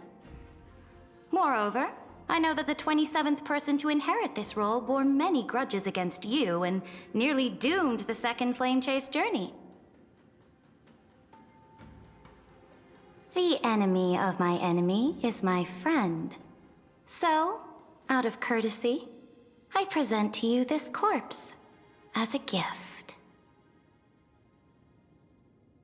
Quite the generous gift. Careful. Let's wait and see what happens. She's probably trying to scare us. I like the gift. It's a good gift. For the sake of order, I am known by many titles. Flamebearer who ends wars, Tyrant of Dawncloud, Empress of the Holy City, and Imperator of the Flame Chase. But in light of your unique identities, I'll allow you to address me by my real name. Saridra. On behalf of my people and this land, greetings, Deliverer. If I may, how do you know his identity? As the little hostage prophesied, the Deliverer shall come from the future beyond the sky. Gray hair, golden eyes, skilled in wielding a mace. They would arrive in Yanisopolis on this day. There's no mistake.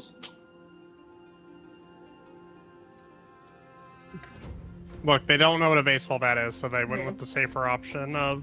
Even though I think, like, even there'd be, like, metal bats still as a weapon. It just might not be called that.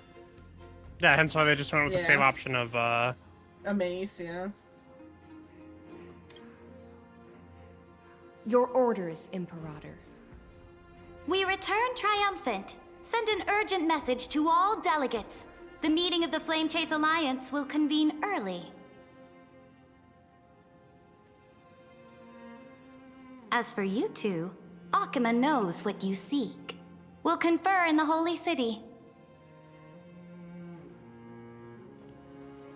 Doubtless you have many questions, but save them for later. Please follow us. This is not what I expected at all.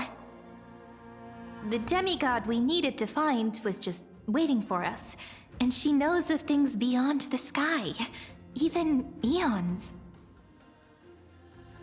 How could this be so different from the previous 30 million Amphorius cycles? Who altered history?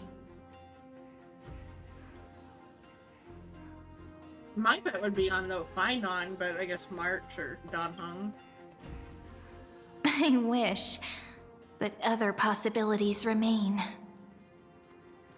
The currents of time have become twisted. Regardless of who caused this, that Imperator came prepared. We're the ones at a disadvantage now.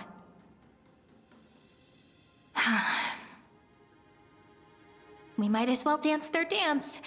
Let's go with them to the Holy City. We've received the Imperator's favor because of your unique background.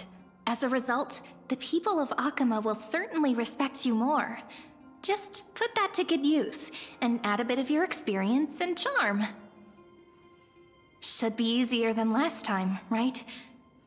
If we figure out what happened in this cycle, we'll be able to turn things back in our favor.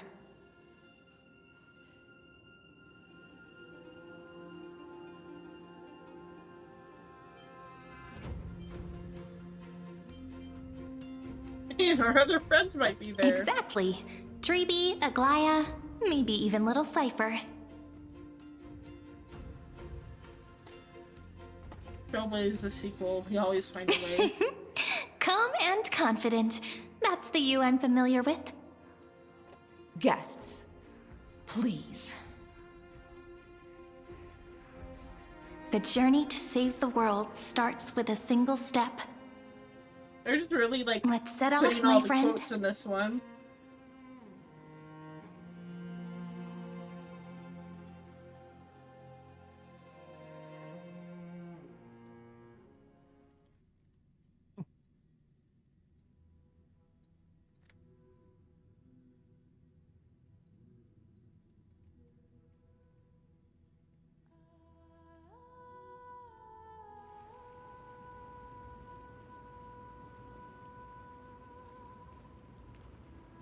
Hail to the Imperator! Hail to the Golden Heroes! Hail to the Deliverer! Told you, you're the headline act. All this spectacle is for you. Guards, your service to the Holy City is appreciated. How have things been? Castrum Kremnos once again struck the border. Dux Brumalis led her troops to repel the enemy. The agitators against the Flame Chase are still active in the city. They smashed the shops around Memorial Market. But the garrison already arrested the culprits, and now they await interrogation. They are merely a disorderly mob and do not warrant any attention. Even though Terravox personally mended the fractured earth, it still didn't silence these fools. Guests from beyond the sky, worry not about these trivial matters. Dux Gladiorum will take you somewhere to settle down for now.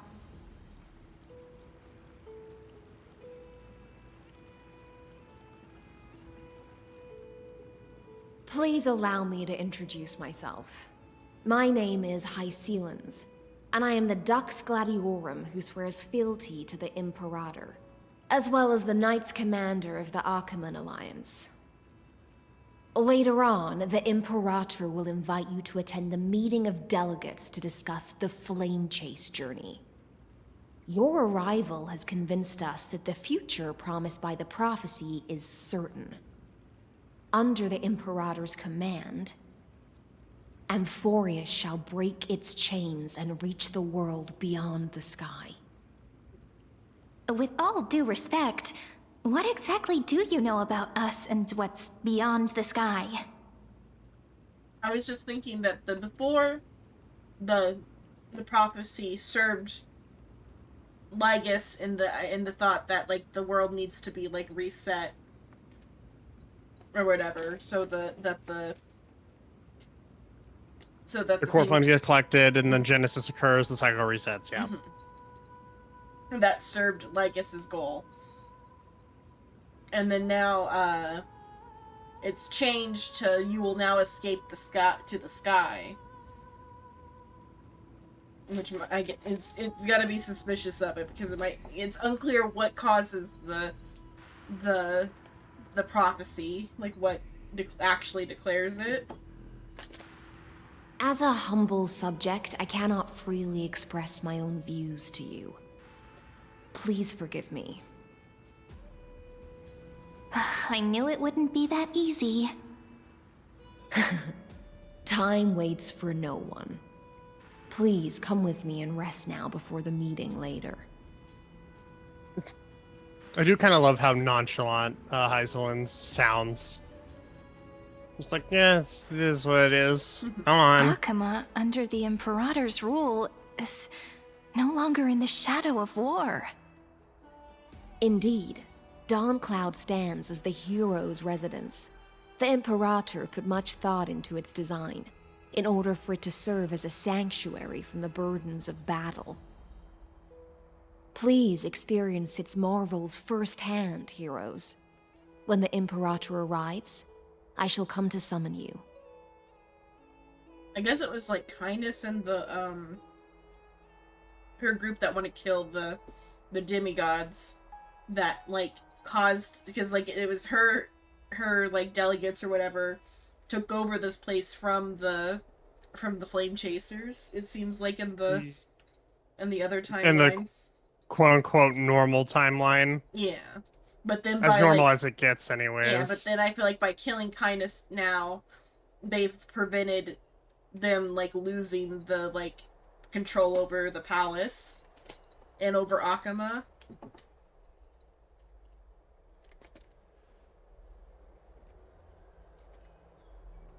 Hycelens. No wonder she's the Knights Commander.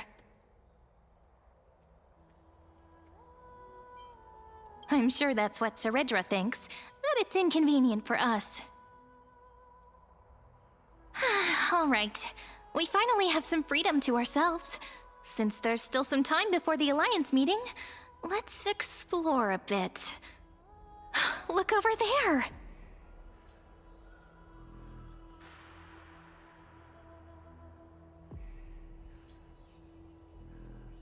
The ladies I'm familiar with, or in tribute? Not the ones you're familiar with. Fair. But the hearts of heroes stay the same in every cycle, never changing.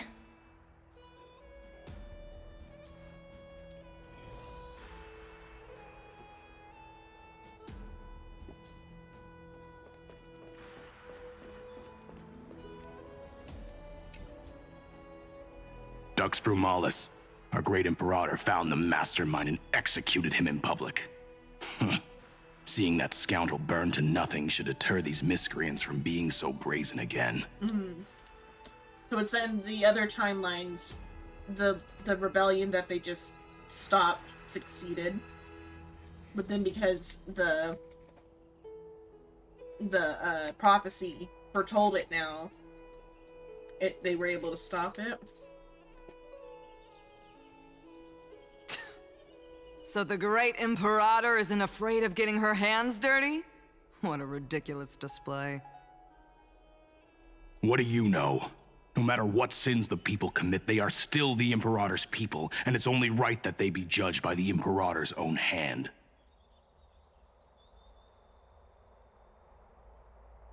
Our distinguished trespassing guests.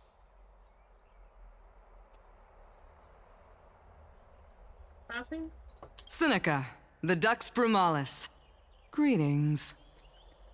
This Dux Brumalis doesn't seem to like the Imperator very much, but she holds a high rank. And Dux Frigoris' speech seems self-contradictory. Let me see what I can get out of them. I'm Cyrene of Ida Silicii. This is the Deliverer Beyond the Sky. We're new here, and wanted to ask you... Does this city host any other visitors from beyond the sky? We're looking for our dear companions. Drop the charade. But yes, there is someone in this city who is all too familiar with the world beyond the sky. Silence! The Imperator ordered us to keep that lord's whereabouts a secret. Enough, you pathetic lapdog. Do you need to beg for permission from that cursed Imperator even just to bark? You... Someone who is all too familiar with the world beyond the sky and is referred to as that lord. Could it be? Looks like things are getting heated. Let's get out of here. They pulled swords on each other.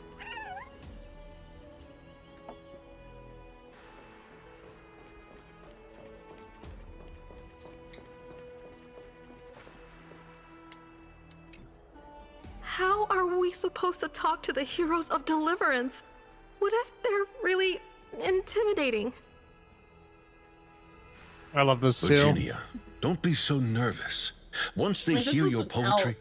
I guess there could be like a heroes, you're already here. Greetings. I am Apollonius, the Dux Helcolithus, one of the 5 sages of the Grove of Epiphany, advisor to the Flame Chase army. This is Virginia of Castrum Kremnos, the Dux Carlinum and imperial scribe of the great Imperator. Hello. I'm Virginia. I compose poetry. I'm Cyrene from Ida Silicii. This is the Deliverer. Nice to meet you both. They're not as frightening as the rumors claimed. This is our first time in the Imperator's realm. Akima is even more magnificent than we imagined. If you all weren't here to look after us, we'd be completely lost and confused. The Akima you imagined is long gone. Under the Imperator, this city has been reborn as the capital of the world. Bask in her free-spirited winds. For anyone who fulfills their duties to the Imperator, these winds shall forever remain at their service. But what if... Those who are loyal do not need to consider the consequences of betrayal. But if you're curious, Why not head to the lake and take a look? Those elders who lie at the bottom of the lake are the best example of what happens when you disobey the Imperator. The elders of this cycle were all... Looks like that priest who was sentenced to death wasn't an isolated case. I mean, with how the elders were acting in that other timeline, kinda deserved. I mean, considering that we also know that the elders are, in fact, a fucking assassin organization, effectively. Those bitches had it coming. Oh yeah, because this would be after there's no more death, so like all these like people, unless they are killed, would still be alive. Hence why they're at the bottom of the lake. Yeah, I was saying that like it would be all the same elders as before, because death like no longer affects these people, or currently doesn't affect these people. Aggie. Currently, we are immune to listless death. Or today. immune to death of old age. Did you have trouble sleeping again? Yes. Immune to death, but Also- not being killed. We know. I love Titan's Aglaya this prophecy patch haunts because you. it's pre her If having you her want, core you flame, can talk so to she has a us, range of just like emotion when you were again. young. No matter what, we'll always remain by your side. I know. I also understand that fate cannot be changed. It is not the future that I worry about. I spent all last night weaving clothes and linen for the refugees. The Chrysos War is born of injustice and has shattered their dignity. They deserve at least some basic decency. If Amphorius one day abandons this, then all of us, commoners, Chrysos heirs, Titans, become no better than beasts. Oh, we have guests. Welcome. I am Aglaya, the Gold Weaver. These rags on you are not worthy of the title of Deliverer. I must prepare some proper attire for you. Outfit change? Fucking wish. Been a while. Nice to meet you for the first time. First time? That's not what I gather from your eyes. Does your Aglaya differ so much from me? Greetings, Deliverer from beyond the sky. We are Trebi of Yanisopolis. It's very nice to meet you. Although, introductions are probably unnecessary. We know you've witnessed the future of the Flame Chase journey even more clearly than we have. Witness the future of the Flame Chase journey? The prophecy also told you about that? Indeed. Orynyx reshaped Amphorius through the prophecy. Although, regarding the Deliverer, there were not many details beyond your appearance and the time of your arrival. Because we just swapped Deliverers. You what? So, please, don't worry. Oh. Feel free to relax and relax some more. Soon say being immune to death when you hit old age seems like it would suck. Stuck with old bones and muscle. I think they also age at either a decreased rate or not at all. To explain why certain people are so goddamn old. I mean, yeah, it could also be just that they might be at a... Because, like, those kids, though, were, like... had been kids for a long time. Mm-hmm. I feel like they age till they reach maturity, because Castris grew up in this era. Yeah.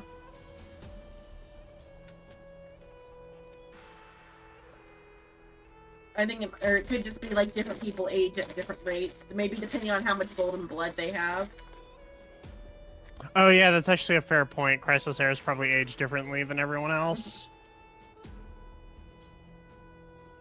Wash my hands. I ate almost all of that bag of kettle corn. It's a lot of kettle corn. It's popcorn though, so it was very lightly sugared. Fair enough, I It suppose. was like a chip bag size, like a normal size chip bag, not a party or family size. Most of the bag Fair is enough, air. I suppose.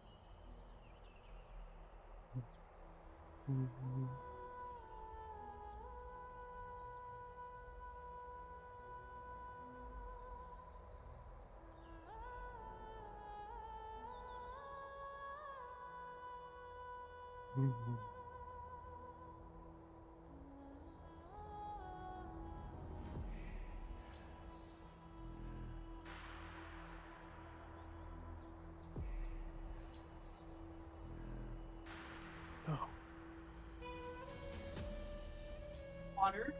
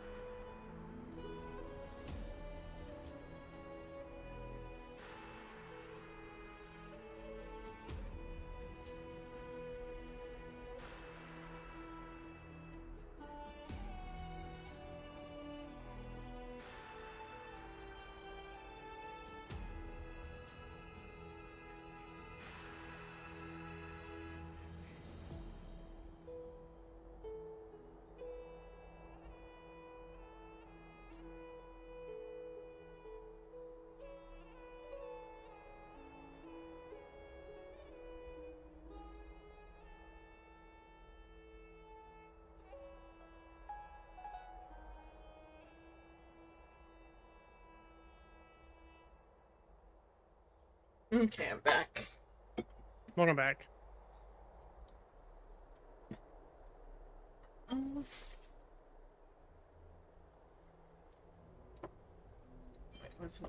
What?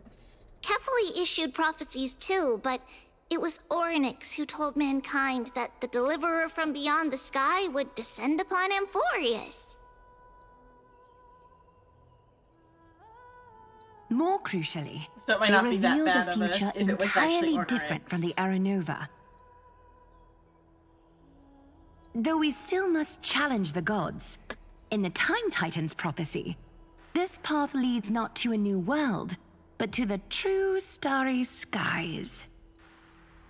But that is if Orynyx This can is be also trusted, what the but... Great Imperator has been striving for all her life. Your arrival further confirms everything.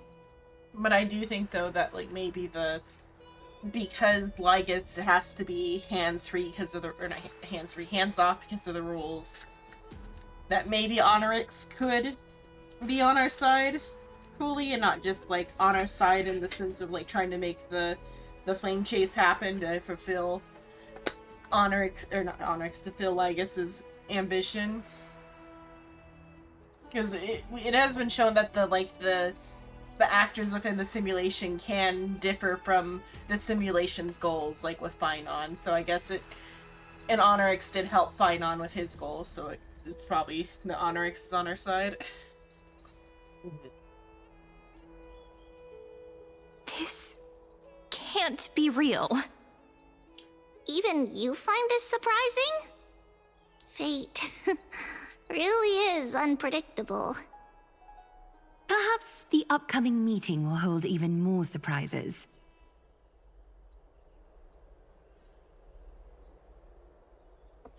For instance, Dan Heng.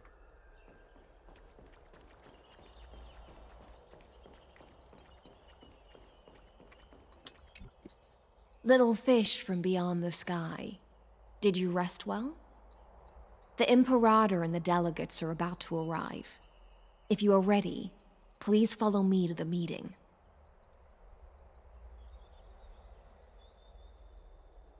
Got your role. I'm the Knight Commander of Akama, General of the Flame Chase Army, and the Imperator's servant. But beneath these shiny scales engraved with complicated titles, I am just a swordfish at the Imperator's side.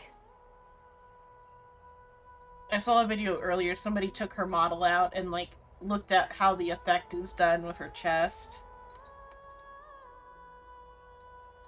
And there is just, like, actually a modeled ribcage in there. With a transparent, front. I mean, it works. And then, the front of the end of her sleeves is also transparent and you can see her wrist. But she's only modeled up to, like, her elbows and then it becomes shirt.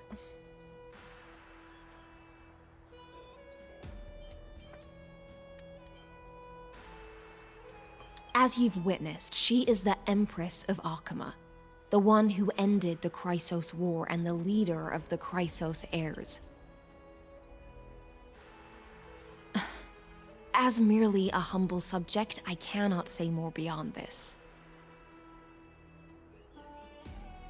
The Chrysos heirs here constitute the elite among the Flame Chase army.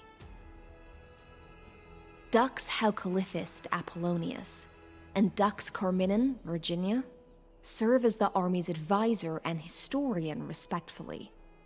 One offers advice and counsel to the Imperator, while the other writes verses of her supreme glory. Dux Frigoris Labienus and Dux Brumalis Seneca are both formidable warriors, clearing the way for the flame chase with steel and storm. Dux Fatorum, the holy maiden who interprets the prophecy, only the one named Trebi remains in the city. The Imperator once took them as hostages in order to unify the prophecies of the world, but they are now Akama's most vital prophets. Dux Goldweaver, Aglaya. Well, she dislikes it when people talk about her behind her back. Yeah. You should get to know her in person. I just remembered I had to check my login Apologies. stuff. We want to explore this beautiful place some more. Very well. Just don't keep the Imperator waiting.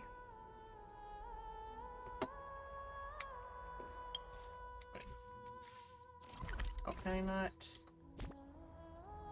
Okay, Matt. What are you trying to do? Do all the login thingies before it ticks over. This place is Oh, rich there. with the sweet scent of flowers.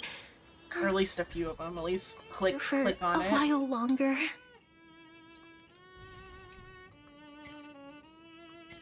It's not like it takes that long. Yeah. I just get a few of these.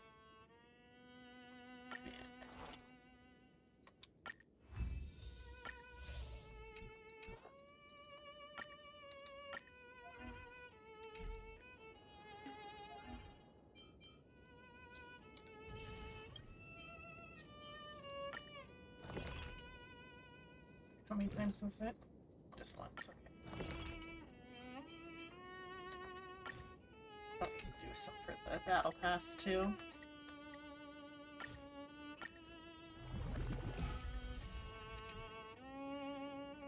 I'm gonna get the make more of the physical disc.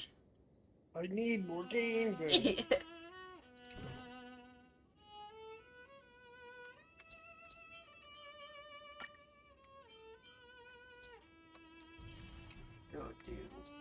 one battle with a support character.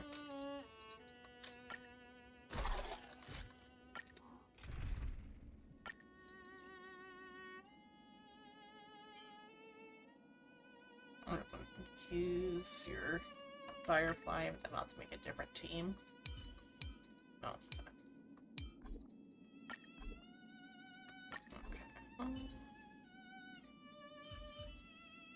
No, I ended up getting the uniform instead of pulling for the card or whatever. Yeah.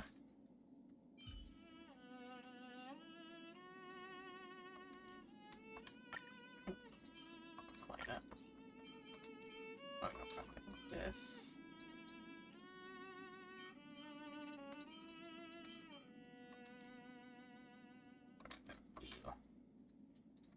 And then I'll get your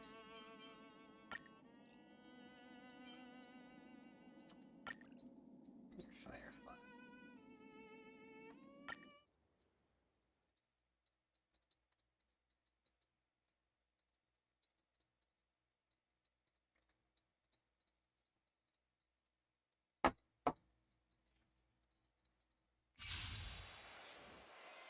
Target sighted. All units on alert. Attack! Until everything burns to ashes!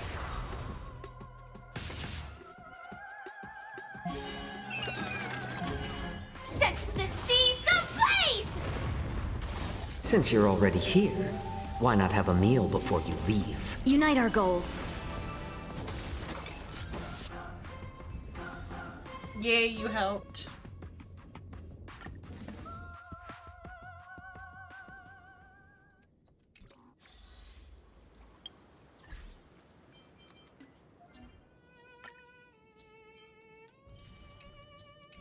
Okay, and then this one.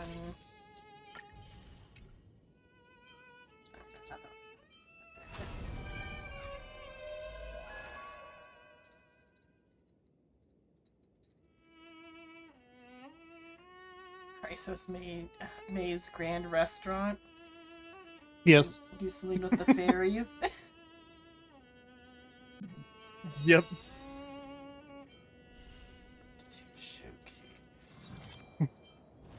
Boom. Shh.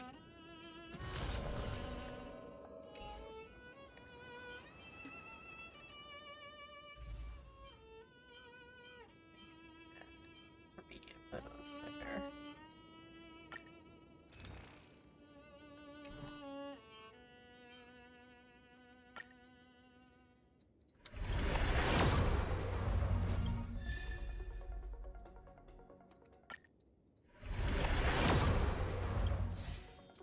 I think this is pretty close to a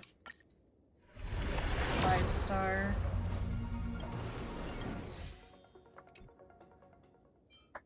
Takes a hot fucking second to get there. Yeah.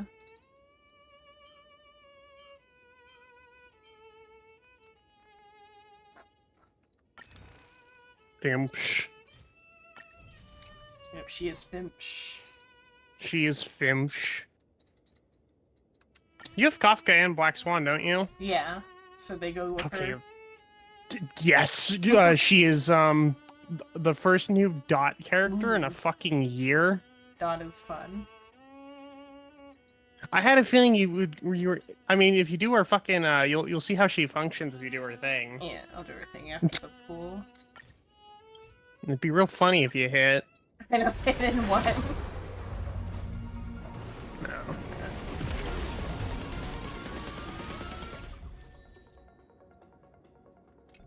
Would be real fun. It's some new fucking 4 stars. Hello, No. Source. Suffer. We're not gonna get. If we get a new 4-star, it won't be till fucking like 4.0. Like there are no 4 stars on Amporius. Nope.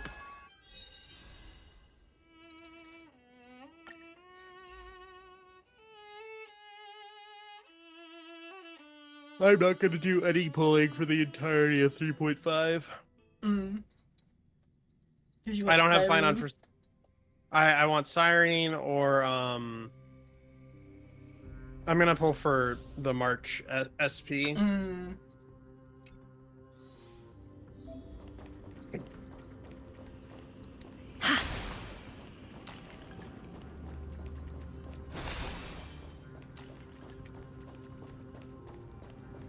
Any fish taken the bait?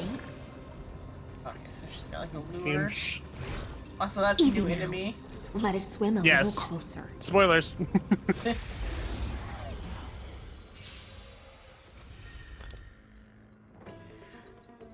Physical chance to increase damage taken by all enemies. Deals physical damage to them.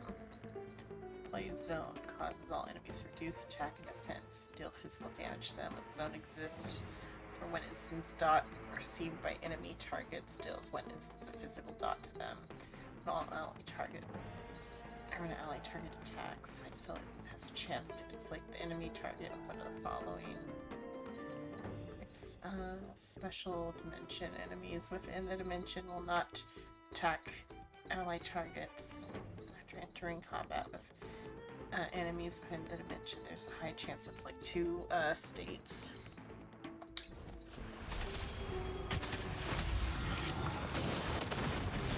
Just though, like the increased physical or increased damage though, just made me think of compatibility with Jiao Cho instead. This is her best team by far.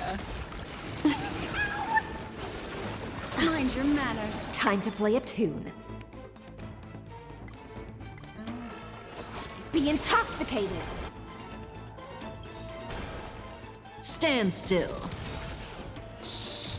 Stay here and listen. In this endless revel of the abyss, your cries rise. Relax. Oh yeah, she gets 2 now. Good times never last. Yep. Time to say bye. She got fucking gigabuffed.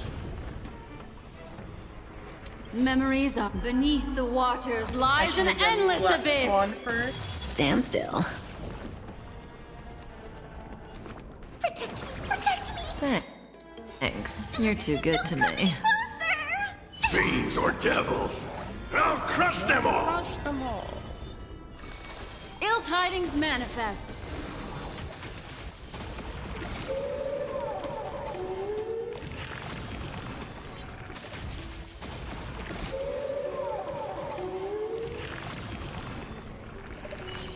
It will be fun in simulated universe though, because Dot's real fun in simulated universe.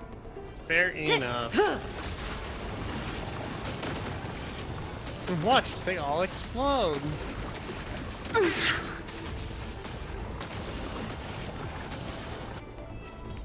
It is a goofy amount of dot damage. I think if you enter with all the effect, like all of their well, Kafka's is an attack one. Hers is a debuff. Black Swan's is I think also an attack, but like I think if you went with like Black hers Swans is an enhance. An enhance. Okay, so if you went in with all 3 of their things on, I think like the baby enemies might just all like self-destruct. They do immediately explode. It is amusing. Oh, and then I have to turn. Right. Everything from.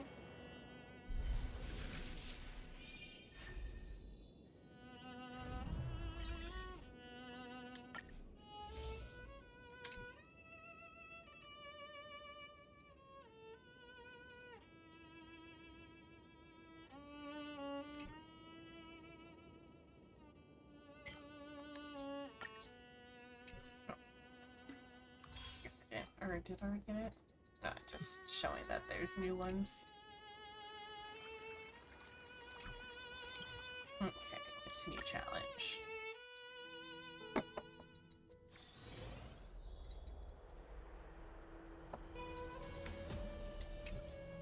Little fish from beyond the sky, did you rest well? The Imperator and the delegates are about to arrive. If you are ready, please follow me to the meeting. Okay. Then come. The Imperator reserved seats for you. I'm starting to feel a bit nervous about the meeting. Since Sir Ridra is presiding over the meeting, it'll be a good opportunity to learn about the law's inclinations in the current era. Like 1,000 years, Let's keep our ears open, okay?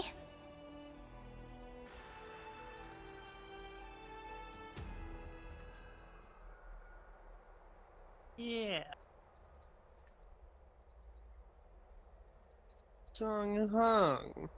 Good sir I from guess it could be Paphos. March, too. What do you think the Emperor March is will also- planning calling I this guess meeting that- I so guess that's early? why March is My so homeland doomer. can't endure anymore. Who knows? First, she wants to hunt Titans. Now she says there are even greater calamities. Her madness is the greatest calamity. Exactly. Chrysos heirs, deliverers. What about us ordinary folk? You're gonna get How yourself, much are like, we worth in her taken eyes? out. Things feel pretty tense here. The history books said that the Imperator aimed 3 cannons at Dawncloud to make all the delegates obey her. Will history repeat itself in this cycle? She said out loud in the middle of the... Yes. Similar acts have occurred, and not just once. However, whether history will repeat itself, you'll soon see. Those are the 2 spots reserved for you. Please take your seats. What is it? Look, Why aren't we that's starting? what they were talking about before. What is We this? stopped, so it turns out. Ladies and gentlemen, silence, please. The Imperator has arrived before her faithful council, and the Alliance meeting is about to begin. All rise. In the names of Talantin and Kefali, the Akama Alliance swears upon the gods. Cease the pageantry. I pray not to the vanquished. What? Kefali, of course, needs no further explanation. As for the law, at the entry hour 2 days past, a scout should have brought news of the conquest to all of you. Unfortunately, guards found his corpse among the rocks not far from the city. Moreover, the poor soul was buried with a Paphos curved blade. It pains me to imagine what agonies this loyal warrior endured before his death.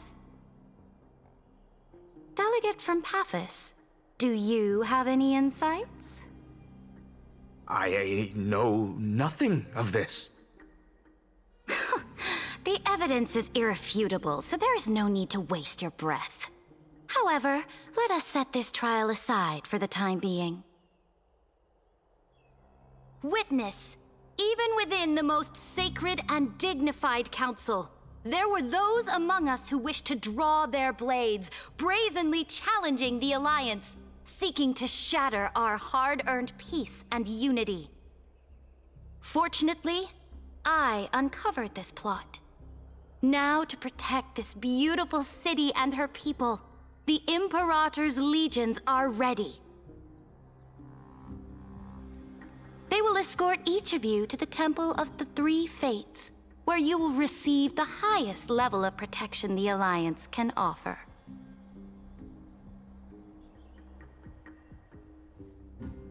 Then, the Legion's warriors will join me in embarking on the campaign against Fagusa. This is clearly a trap. Imperator, did you summon us here just to trample on the dignity of your allies? This cannot be enough. Let's calm down. What should we do? Things are starting to get pretty intense. Comrades, you've all seen her true face now. According to the ancient laws of Akama, only with the consent of 2/3 of the elders can the legions carry out the commander's orders. The ancient laws. Didn't you destroy them long ago? You defected during the first siege of Akama, voted unanimously in favor of the Council of Elders restructuring, And just yesterday, you desecrated them with a blood-stained blade. The decaying old laws fell with Talanton and are no longer deserving of respect. But if you still insist on proclaiming yourselves defenders of the law, then be silent and offer up the highest respect to this core flame in my hand. That really is the core flame of law in her hand. Since there are no objections, then the original agenda of this meeting, the campaign against Fagusa, is hereby passed. The Flamechase army's hunt for the Ocean Titan begins today. In order to prepare for war, all allied city-states must surrender command of their militaries and pay all war taxes by the end of the month of Evernight. At this moment, I would also like to introduce to everyone the newest honored guest to join our alliance. The Deliverer, revealed in the prophecy of time, has descended from beyond the sky. With his aid, we shall shatter the chalice of plenty and return Fagusa's core flame to the holy city! Stand this. Absurd. Simply absurd. A deliverer from beyond the sky. This is just like that prophecy about slaying gods. It's a lie you've used to grow your power. Ladon has already sacrificed countless soldiers. And now you want me to send even more of my brothers and sisters to be used and discarded by a tyrant?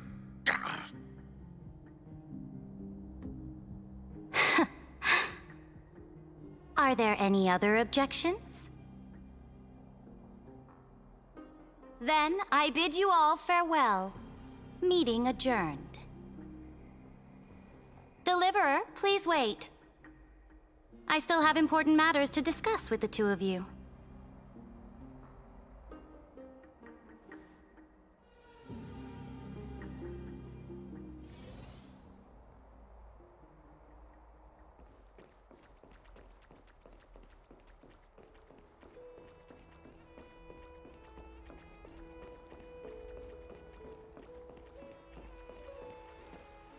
He is on the tiny side, huh?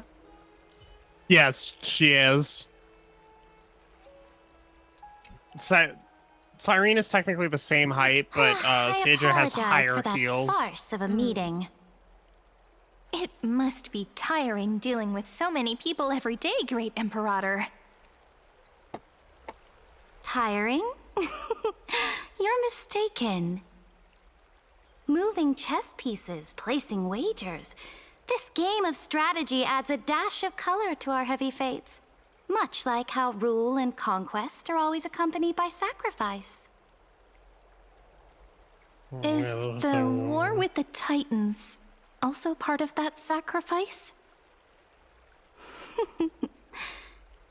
After I glimpse the secrets of this world, no, the secrets beyond the sky, the divine authority of Amphorius no longer held any significance. Let me ask you, Deliverer, is it true that beyond Amphorius' sky, there are magnificent deities called Aeons? We shall also slay the Aeons. I guess it makes sense for why the learning cycle is involving the killing of gods if the final goal is to kill a god. Exactly, you get it.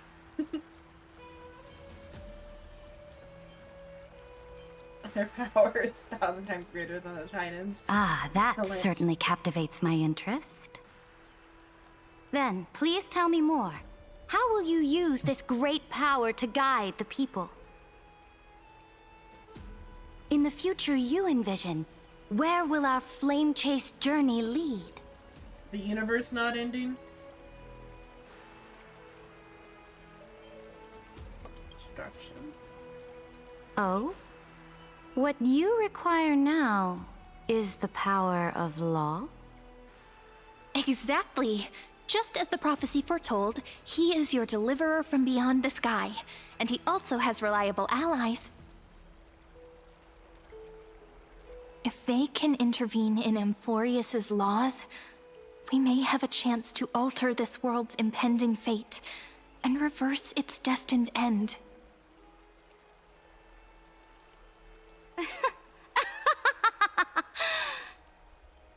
Very good, Deliverer. You have courage to say such presumptuous things, even knowing that the inheritor of the law stands before you. You mean... In the past, anyone who dared to covet the Imperator's divine authority would have met a gruesome end. But now we can see beyond this dying world. Our journey should no longer be confined below this stubborn sky. Alas, that fickle ocean titan has obstructed the spirit water leading to the vortex of Genesis, hindering my ascension. If the core flame of law cannot be returned, your path to deliverance will never be realized. Now that things have come to this, we must resume our once stagnant journey and force the waves that block our way to recede. So, you agreed to cooperate with us? Cooperate? Forgive me, but I never cooperate with anyone. Though I will permit you to join me as subjects, and together, we will forge the most perfect law.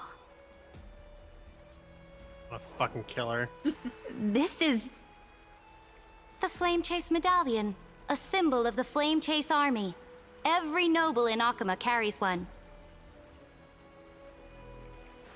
This medallion represents the will of the Imperator herself, and you may act freely within the city with it. Before we embark on the crusade against the Ocean Titan, you should rest in Akuma for a time. If you look up for Lygus. Oh? Your advice is acknowledged. From this moment on, prove yourself through your actions. As long as no boundaries are crossed, I fully respect the choices of my subjects. May your journey reach that sky full of stars, Great Imperator. Your attendant certainly knows how to curry favor. Go now. Take a bath first. This is actually the demigod of time. Reek of seawater.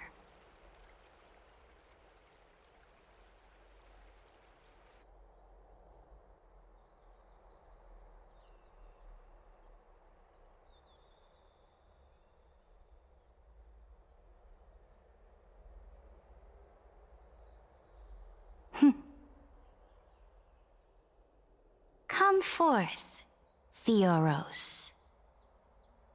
Yes. He just changed his name. Great Imperator. Now, perhaps you're willing to hear my counsel.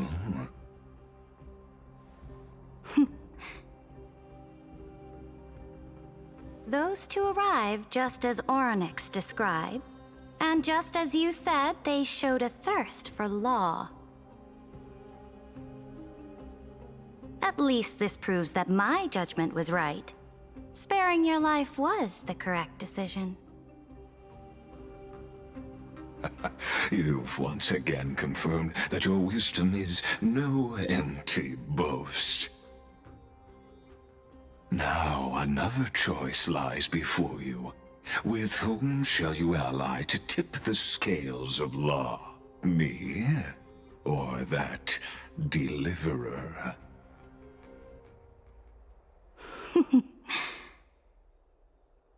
Remind me again, Antikythera. What kind of future do these two paths lead to in your view? I shall tell you. You are entitled to know that the Deliverer from beyond the sky is not a wholly wicked being, but from the very start, his stance has been completely at odds with Amphorius.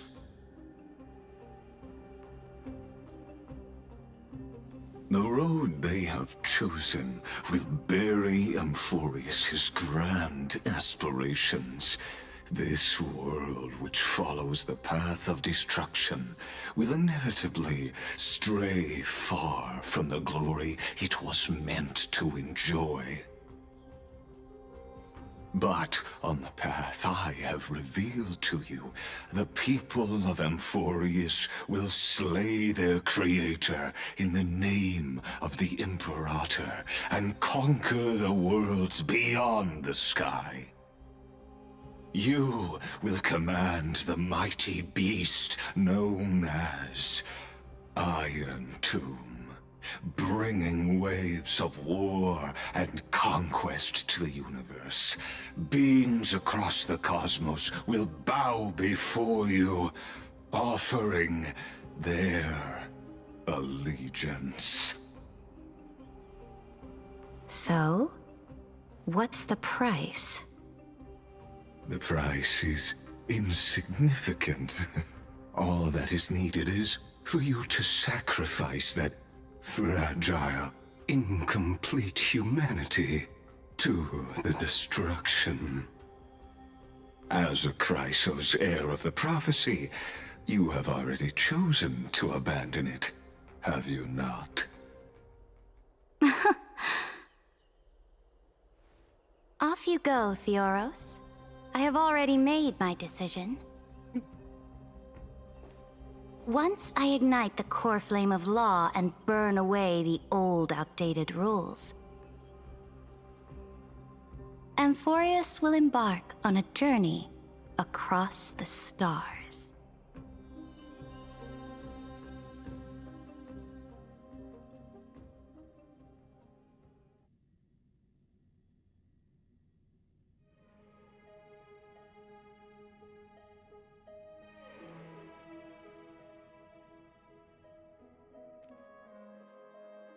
The Imperator is quite forceful. She didn't give us any chance to ask questions. And she's clearly hiding something. What do you think? She allows us to move around freely.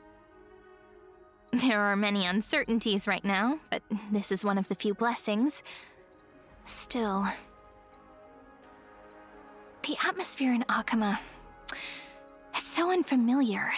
And it's not just the Flame Chase Alliance talking about the world beyond the sky, but the whole city. We should also discuss our findings with our friends from beyond the sky. Then...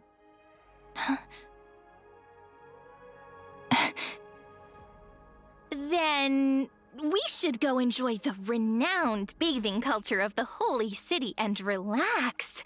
It's the thing I've been looking forward to most on this journey.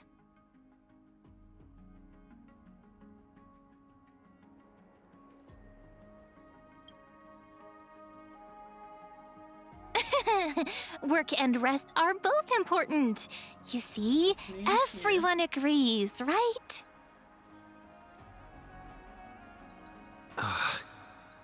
So someone's watching. The locals are more hostile. Can't let than our guard before. down for a second. Let's use taking a bath This as an surprises excuse no to one. find a quiet corner to update Madame Herta and Screwlam They on were our already progress. awfully hostile to begin with. I was gonna say, they We were can also check hostile when out they what's were happening in in the a city. fucking Since the outcome of the democracy, meeting now they're was in a just fucking announced, People dictatorship. must be gossiping.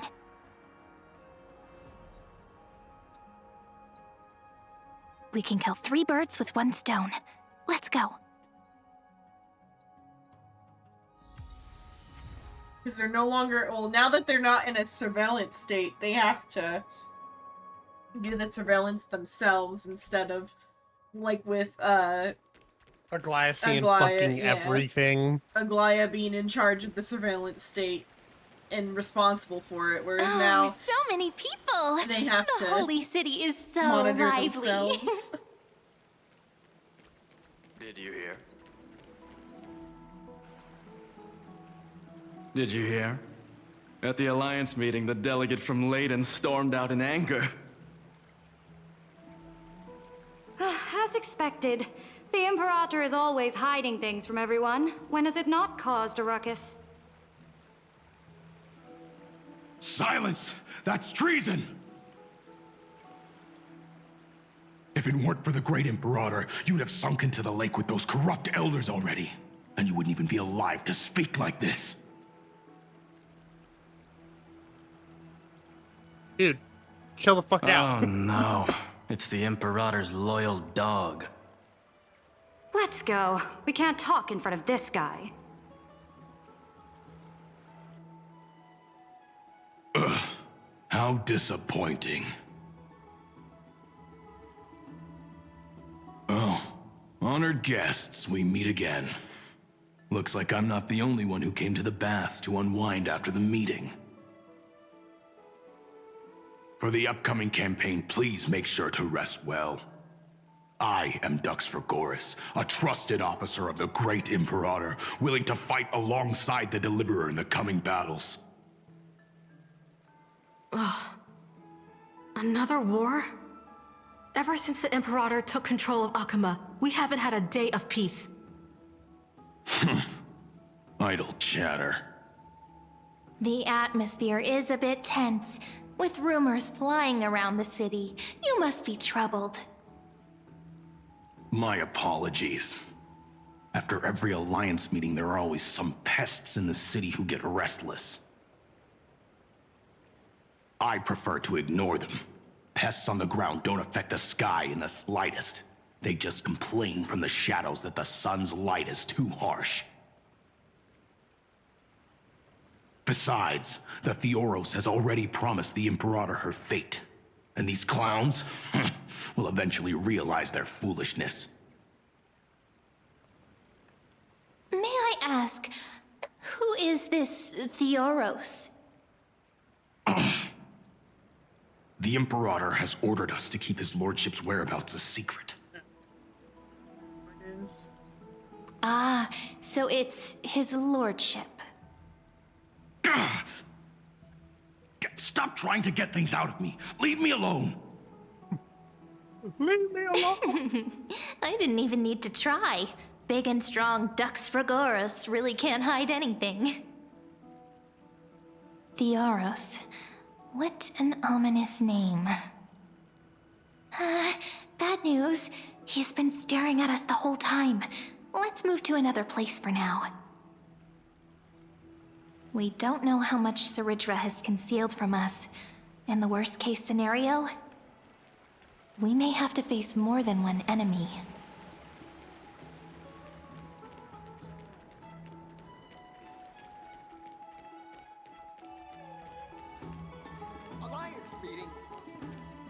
Alliance meeting? More like a cage where creatures with golden blood claw at each other. Your nicely healed scar. And Open. Flamebearer who ends wars? Clearly, a tyrant who doesn't deserve such a title. You're absolutely right. While the Imperator's hounds are still hunting down others, let's let out our grievances. Oh, it did heal nicely, Source. I know you. You're that tyrant's lackey. What? Here to shut me up for that little imp? Panicking now? Don't worry. I don't care what others say about the Imperator. And she certainly doesn't either.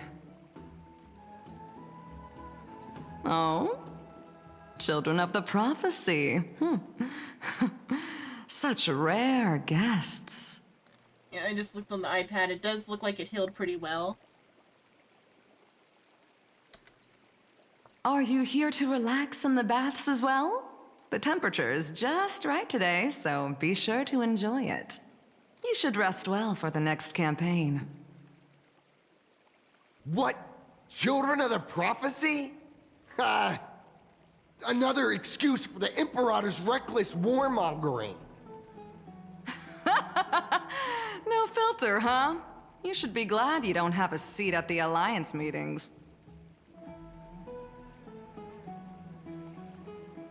Ah, by the way, if you still want to bathe, hurry up.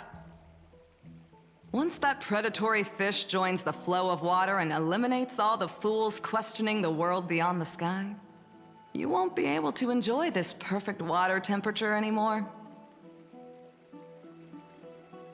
Seems like there's more to Dux Bermalis' words than meets the eye. But would the Imperator actually kill those who question the world beyond the sky? This is the complete opposite from what we know of Akuma.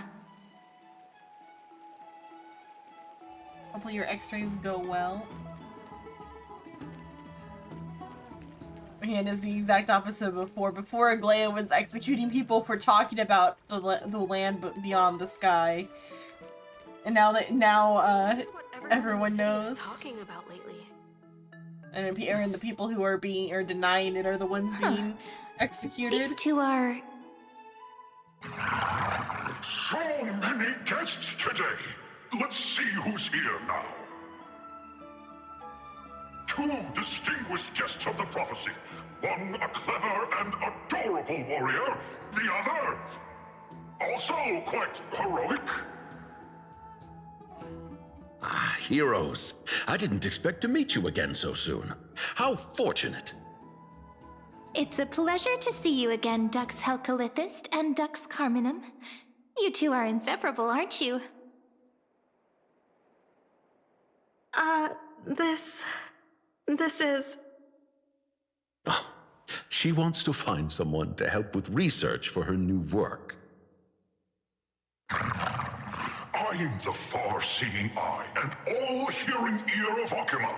I see and hear every single thing that happens in the streets and alleys of this place. I'm the perfect partner for research. Ahem. Enough small talk. Here's the latest news from Akuma, as you requested. The children of the prophecy arrived in the Holy City, and the Imperator unilaterally stripped away military power. The Alliance meeting ended in discord, and there may be bloody upheaval. As expected. I get the feeling you might have embellished a bit to keep people's attention. No, I don't think. I think it will be swear bloody. on my stone mane, I would never do such a thing. But if you wish to quell this terrifying news, perhaps a more explosive topic would help. Never mind. While the influence of rumors can be minimized, the fact remains that the great Imperator did swiftly consolidate military power in an almost threatening way. It's undeniable. Heroes, I know the Imperator's way of doing things may seem a bit autocratic to outsiders, but soon you will witness her blade dance with enemies on the battlefield. Thing is, you don't know like I what can't other comment on forms the of source of her government we have loyalty, seen. but when that blade is drawn, you two, as bright as you are, will surely see the deep thoughts beneath her exterior. The Imperator's blade. Is he talking about Miss Hysealin's? I sense some unease in Dux Helcalithist's words. It seems the Imperator and Miss Hysealin's share a much deeper bond than the others do. Because they're gay. Duh. There are eyes and ears Thank you for the everywhere. hydrate. Is there any place where we can have some privacy? To understand the Imperator's secrets, we have to get past Miss Hysealin's.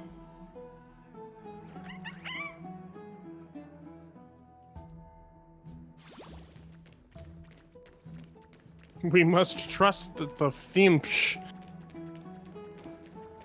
We gotta get past her bodyguard girlfriend. Doomed This Yuri, place- my favorite. It was your original bath chamber. Perfect for avoiding prying eyes.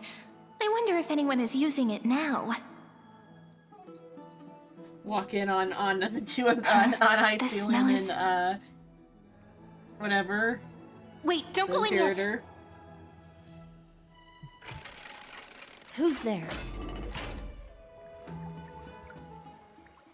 Or get walking in on little High gray Ceilings. fry Damn. with sea hair. Little sea hare? You barged into here without warning. Was it an accident, or did you wish to bathe with me? Yes. Yes, please. I do want to see the front. For, like, scientific reasons. Yeah, Zenon? Yeah, I mean, like, I saw the video where they took off the part that is the shirt, and there's just nothing there, because, like, the boobs are part of the shirt. Uh-huh. And the see-through part is, like, separate from that. I want to see your ribs for scientific reasons. And then it does go with the, like, her back is solid on the model, too. Like, they took off her hair, Mhm. and the back is solid. It's just the front section.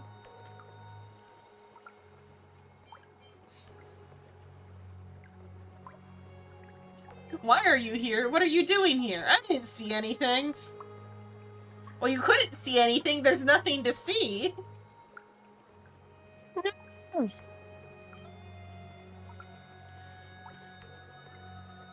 are you doing here? Can't tell the difference between past and future waters? This has always been my home. Sorry, we didn't mean to disturb your bath. We'll leave now. No, stay.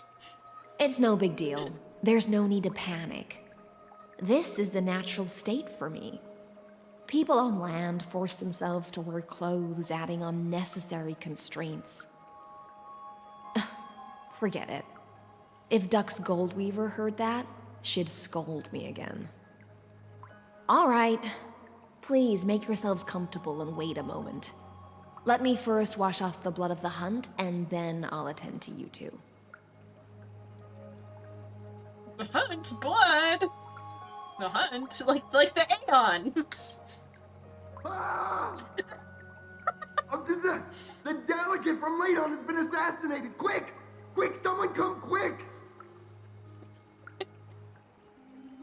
Ah, the broken crab shell surfaces. I was worried it had been washed away by the current. You vicious fish! Viciousness is a form of praise to the blade. Good, I picked the right one. I see. No wonder there was a faint smell of rust in the air before I even entered. Why? Is it because the Ladonians refused to contribute troops to the Flame Chase journey? Or just because they offended the Imperator? Because the new era of the Flame Chase doesn't tolerate stagnant blood. For the ignorant masses who cling to outdated laws, only bloodletting can wake them up. Right now, the rebel forces on the frontier are rising, and Ladon has been secretly supporting them. They loudly chant the slogan, "Return to the Era Chrysia," unwilling to relinquish military power. They're just building momentum for the rebellion. Fair enough. Thinking is a right given to citizens by the Imperator. Okay. I won't interfere with your thoughts. As long as you don't try to reverse the current of the times, you and I will both be free. But, Miss Hysealans, I can't even hear the slightest hint of joy in your words. Because I've already tasted ultimate freedom. Long, long ago, I lived in the sea. In that lightless abyss, far beyond civilization's reach, the great fish consumed the small. And when the great fish perished, their bodies became sustenance for the newborn, nourishing the whole ocean. And the lines became the grass, This is and the tide antelopes that ate the carries grass, civilization and the circle forward. of life. Anyone may be devoured, or meet the fate of inevitable Circle of decay. fish. Circle of fish. Are you Circle of suggesting fish. that ultimate freedom is in fact the cruelest fate for life? I only mean that if life wishes to preserve its dignity, it must first Why be does bound by life the slumber? There's no need for me to say more, Little Sierra. They already did that We're bit of on one fucking mind. Amphorius. Yeah, they Whether also the already did the Imperator's dream law can pool guide the and schools of fish and and the lead time us to a loop, truly but free apparently we're ocean. doing that again. Let us wait and see. But There for wasn't a now, time let's loop. There pause was a this dream heart-to-heart. within a dream within a dream. Another That fish was looping in a time loop. following the scent of Nah, see, that doesn't count because there was in a dream. No time was Uh-huh. actually involved. Yeah, no time was actually involved. Being your subordinate is Yeah, we're all such a asleep. tragedy.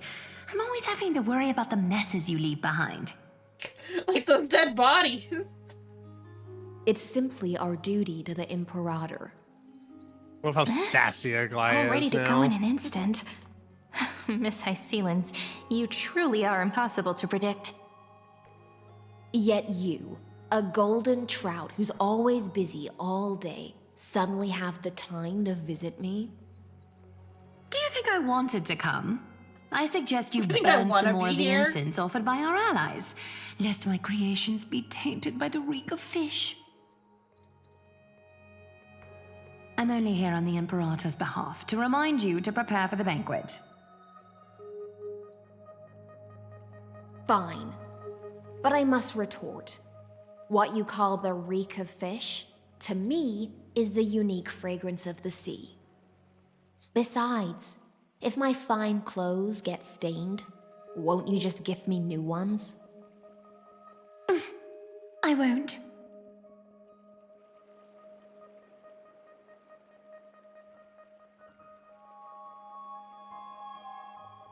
I know they mean actual fish, but it's like you go up to women being like, "You reek of fish." It's kind of like, okay. Strange chemistry. Why is so different from her past future self? You mean future. The future ruler of the Holy City, Lady Goldweaver, is quite captivating in her own way. By the way, you both just mentioned a banquet. Could you elaborate on that? Oh, right, you don't know. Every time before a battle, or after a victory, the Imperator holds a grand feast for the Chrysos heirs to lift our spirits. For us warriors who swim constantly between life and death, these feasts are more worth looking forward to than victory.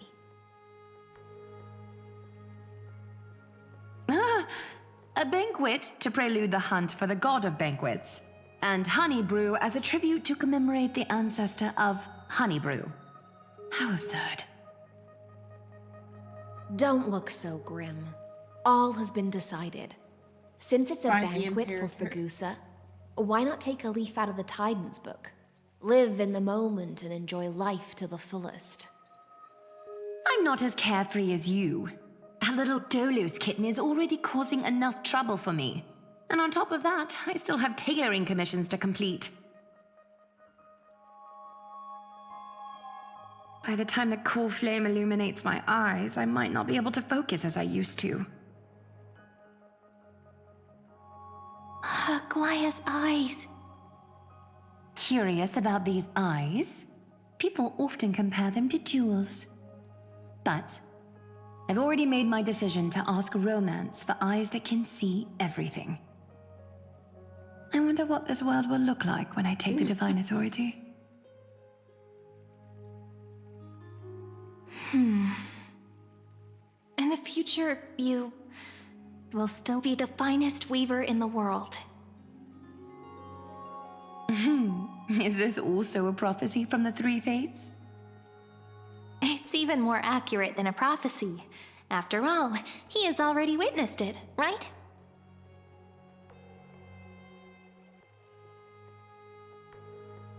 Putting me on the spot. You will weave the most romantic thing in the world. You will forge the long stairs to Air Nova. You will bathe in the You will bathe in the golden light of hope. Then she takes the core flame and she's like, "You bastard." Become a demigod and lose your humanity.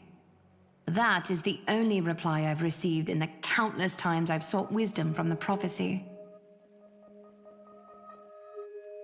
But Destiny's fragments are like stitches. Before they're threaded into splendid garments, no one can see their true charm, can they?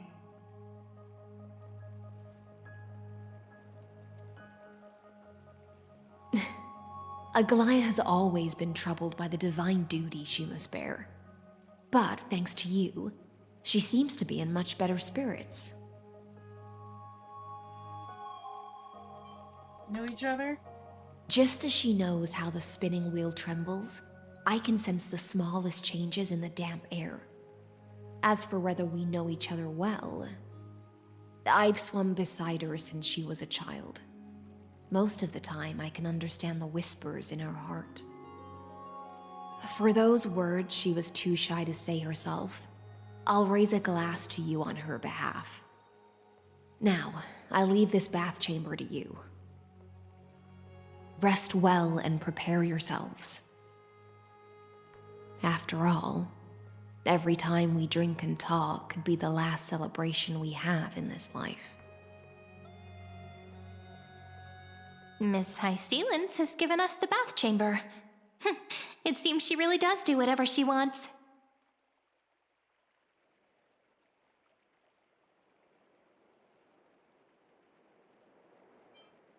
It was mine originally in the future. Hello, it's the terrace. Hello. Oh, for her to have a deep voice. I think it suits her. Yeah, in the future. But for now, we're at the mercy of the host, and she could return at any moment. If we're having an important discussion, we must remain vigilant. So, let's seize the opportunity and report our current progress. We don't want to keep everyone beyond the sky waiting.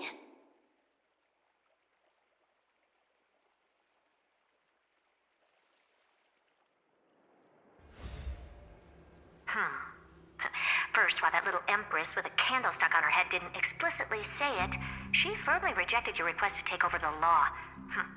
Fair enough.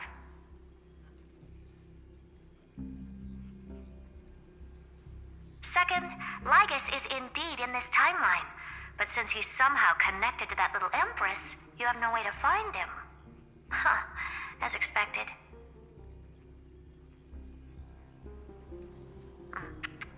The road ahead will be long and difficult.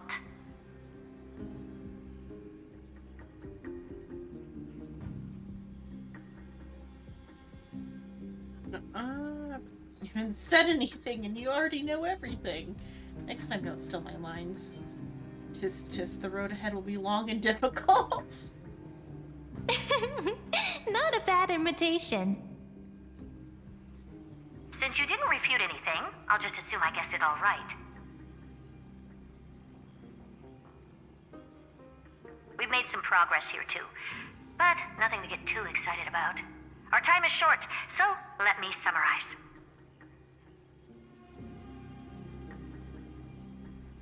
Concerning the origin of that Intellitron, the firewall he created uses Katorzane algebraic expressions.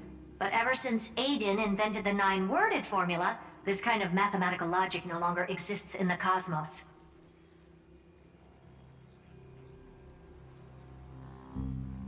Lygus is definitely connected to the Genius Society, so stay alert. Like that.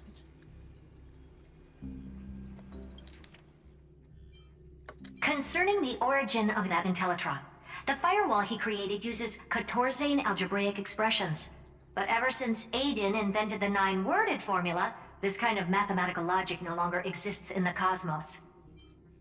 We've made some progress here too, but... why her volume changed. Maybe he's the creation of some genius. Could he be related to the Emperor? If he's the thinking unit of Noose, I don't think that would be like a weird self-destruction type of thing. It's related to the Emperor probably, since he's also like anti-life. We can first exclude Droidhead themselves. They specialize in minding their own business and wouldn't intervene personally. But Screwy and I are still eliminating possibilities one by one.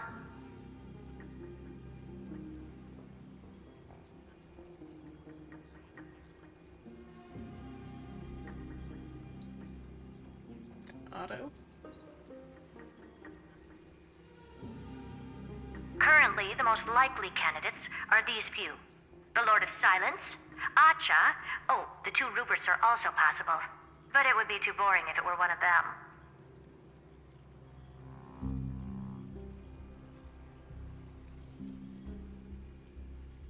Oh, Lord of Silence. You can't come up with the acronyms or friendly interface left. Some big names. That's all I have to say.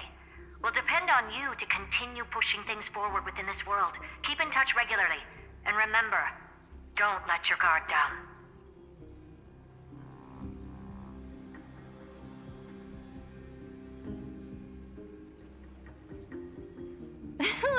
Madame Herta is a real whirlwind. Well then, let's use the banquet Aglaia mentioned as our next starting point. Ceridra's trusted followers should all be present at that time. It'll be a good opportunity to get closer to them.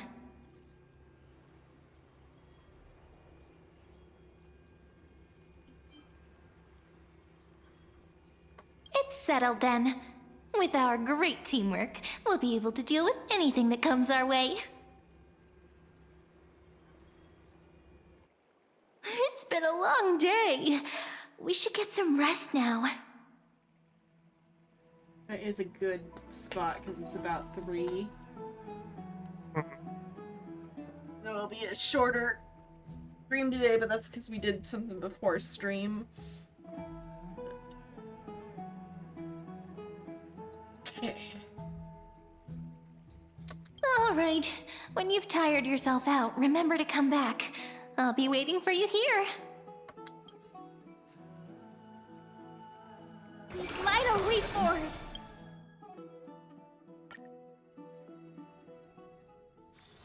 It's so bustling here. Good. Grapes. Pomegranate.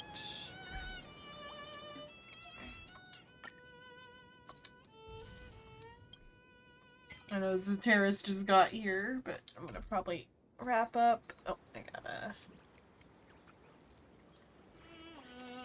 Mail. Oh yeah, my birthday passed. Happy birthday, Mim. This is this year's birthday cake. Fucking feather.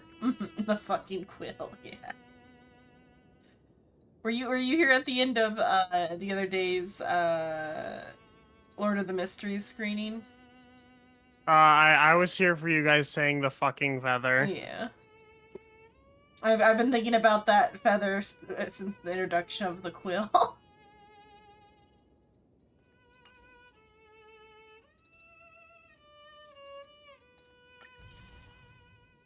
Are you?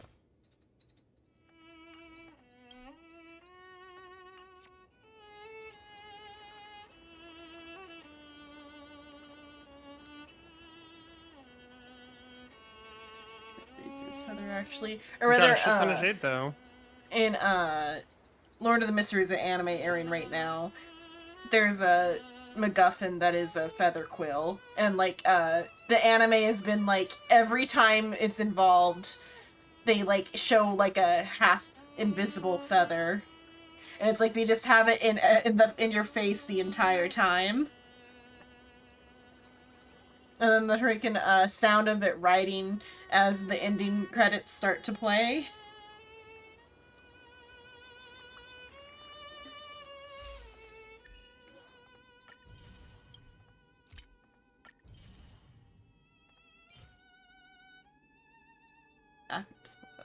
Or like it shows just to the audience of the anime. It's for the Lord of the Mysteries anime it's airing right now.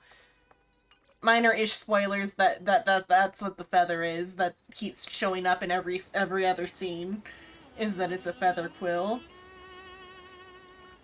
Won't say what it does, but a fucking feather.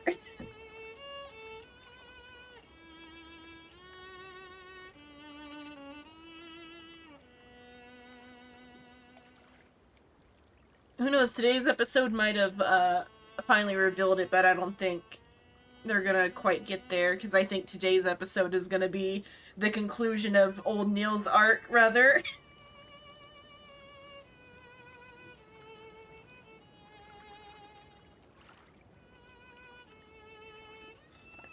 3. Let's see if there's anybody I should raid to, but 4 people I might not raid.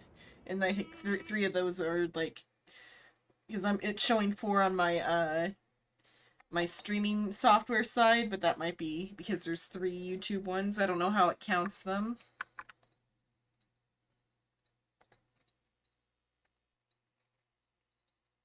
Yeah, just so yeah, I don't need to raid to anybody.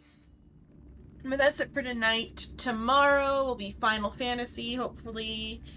And then Sunday will be Frog Detective, maybe.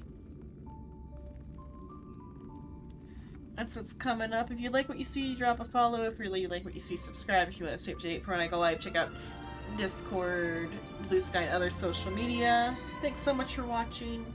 Nighty night, sleep tight, don't get bit tonight. See you all next time.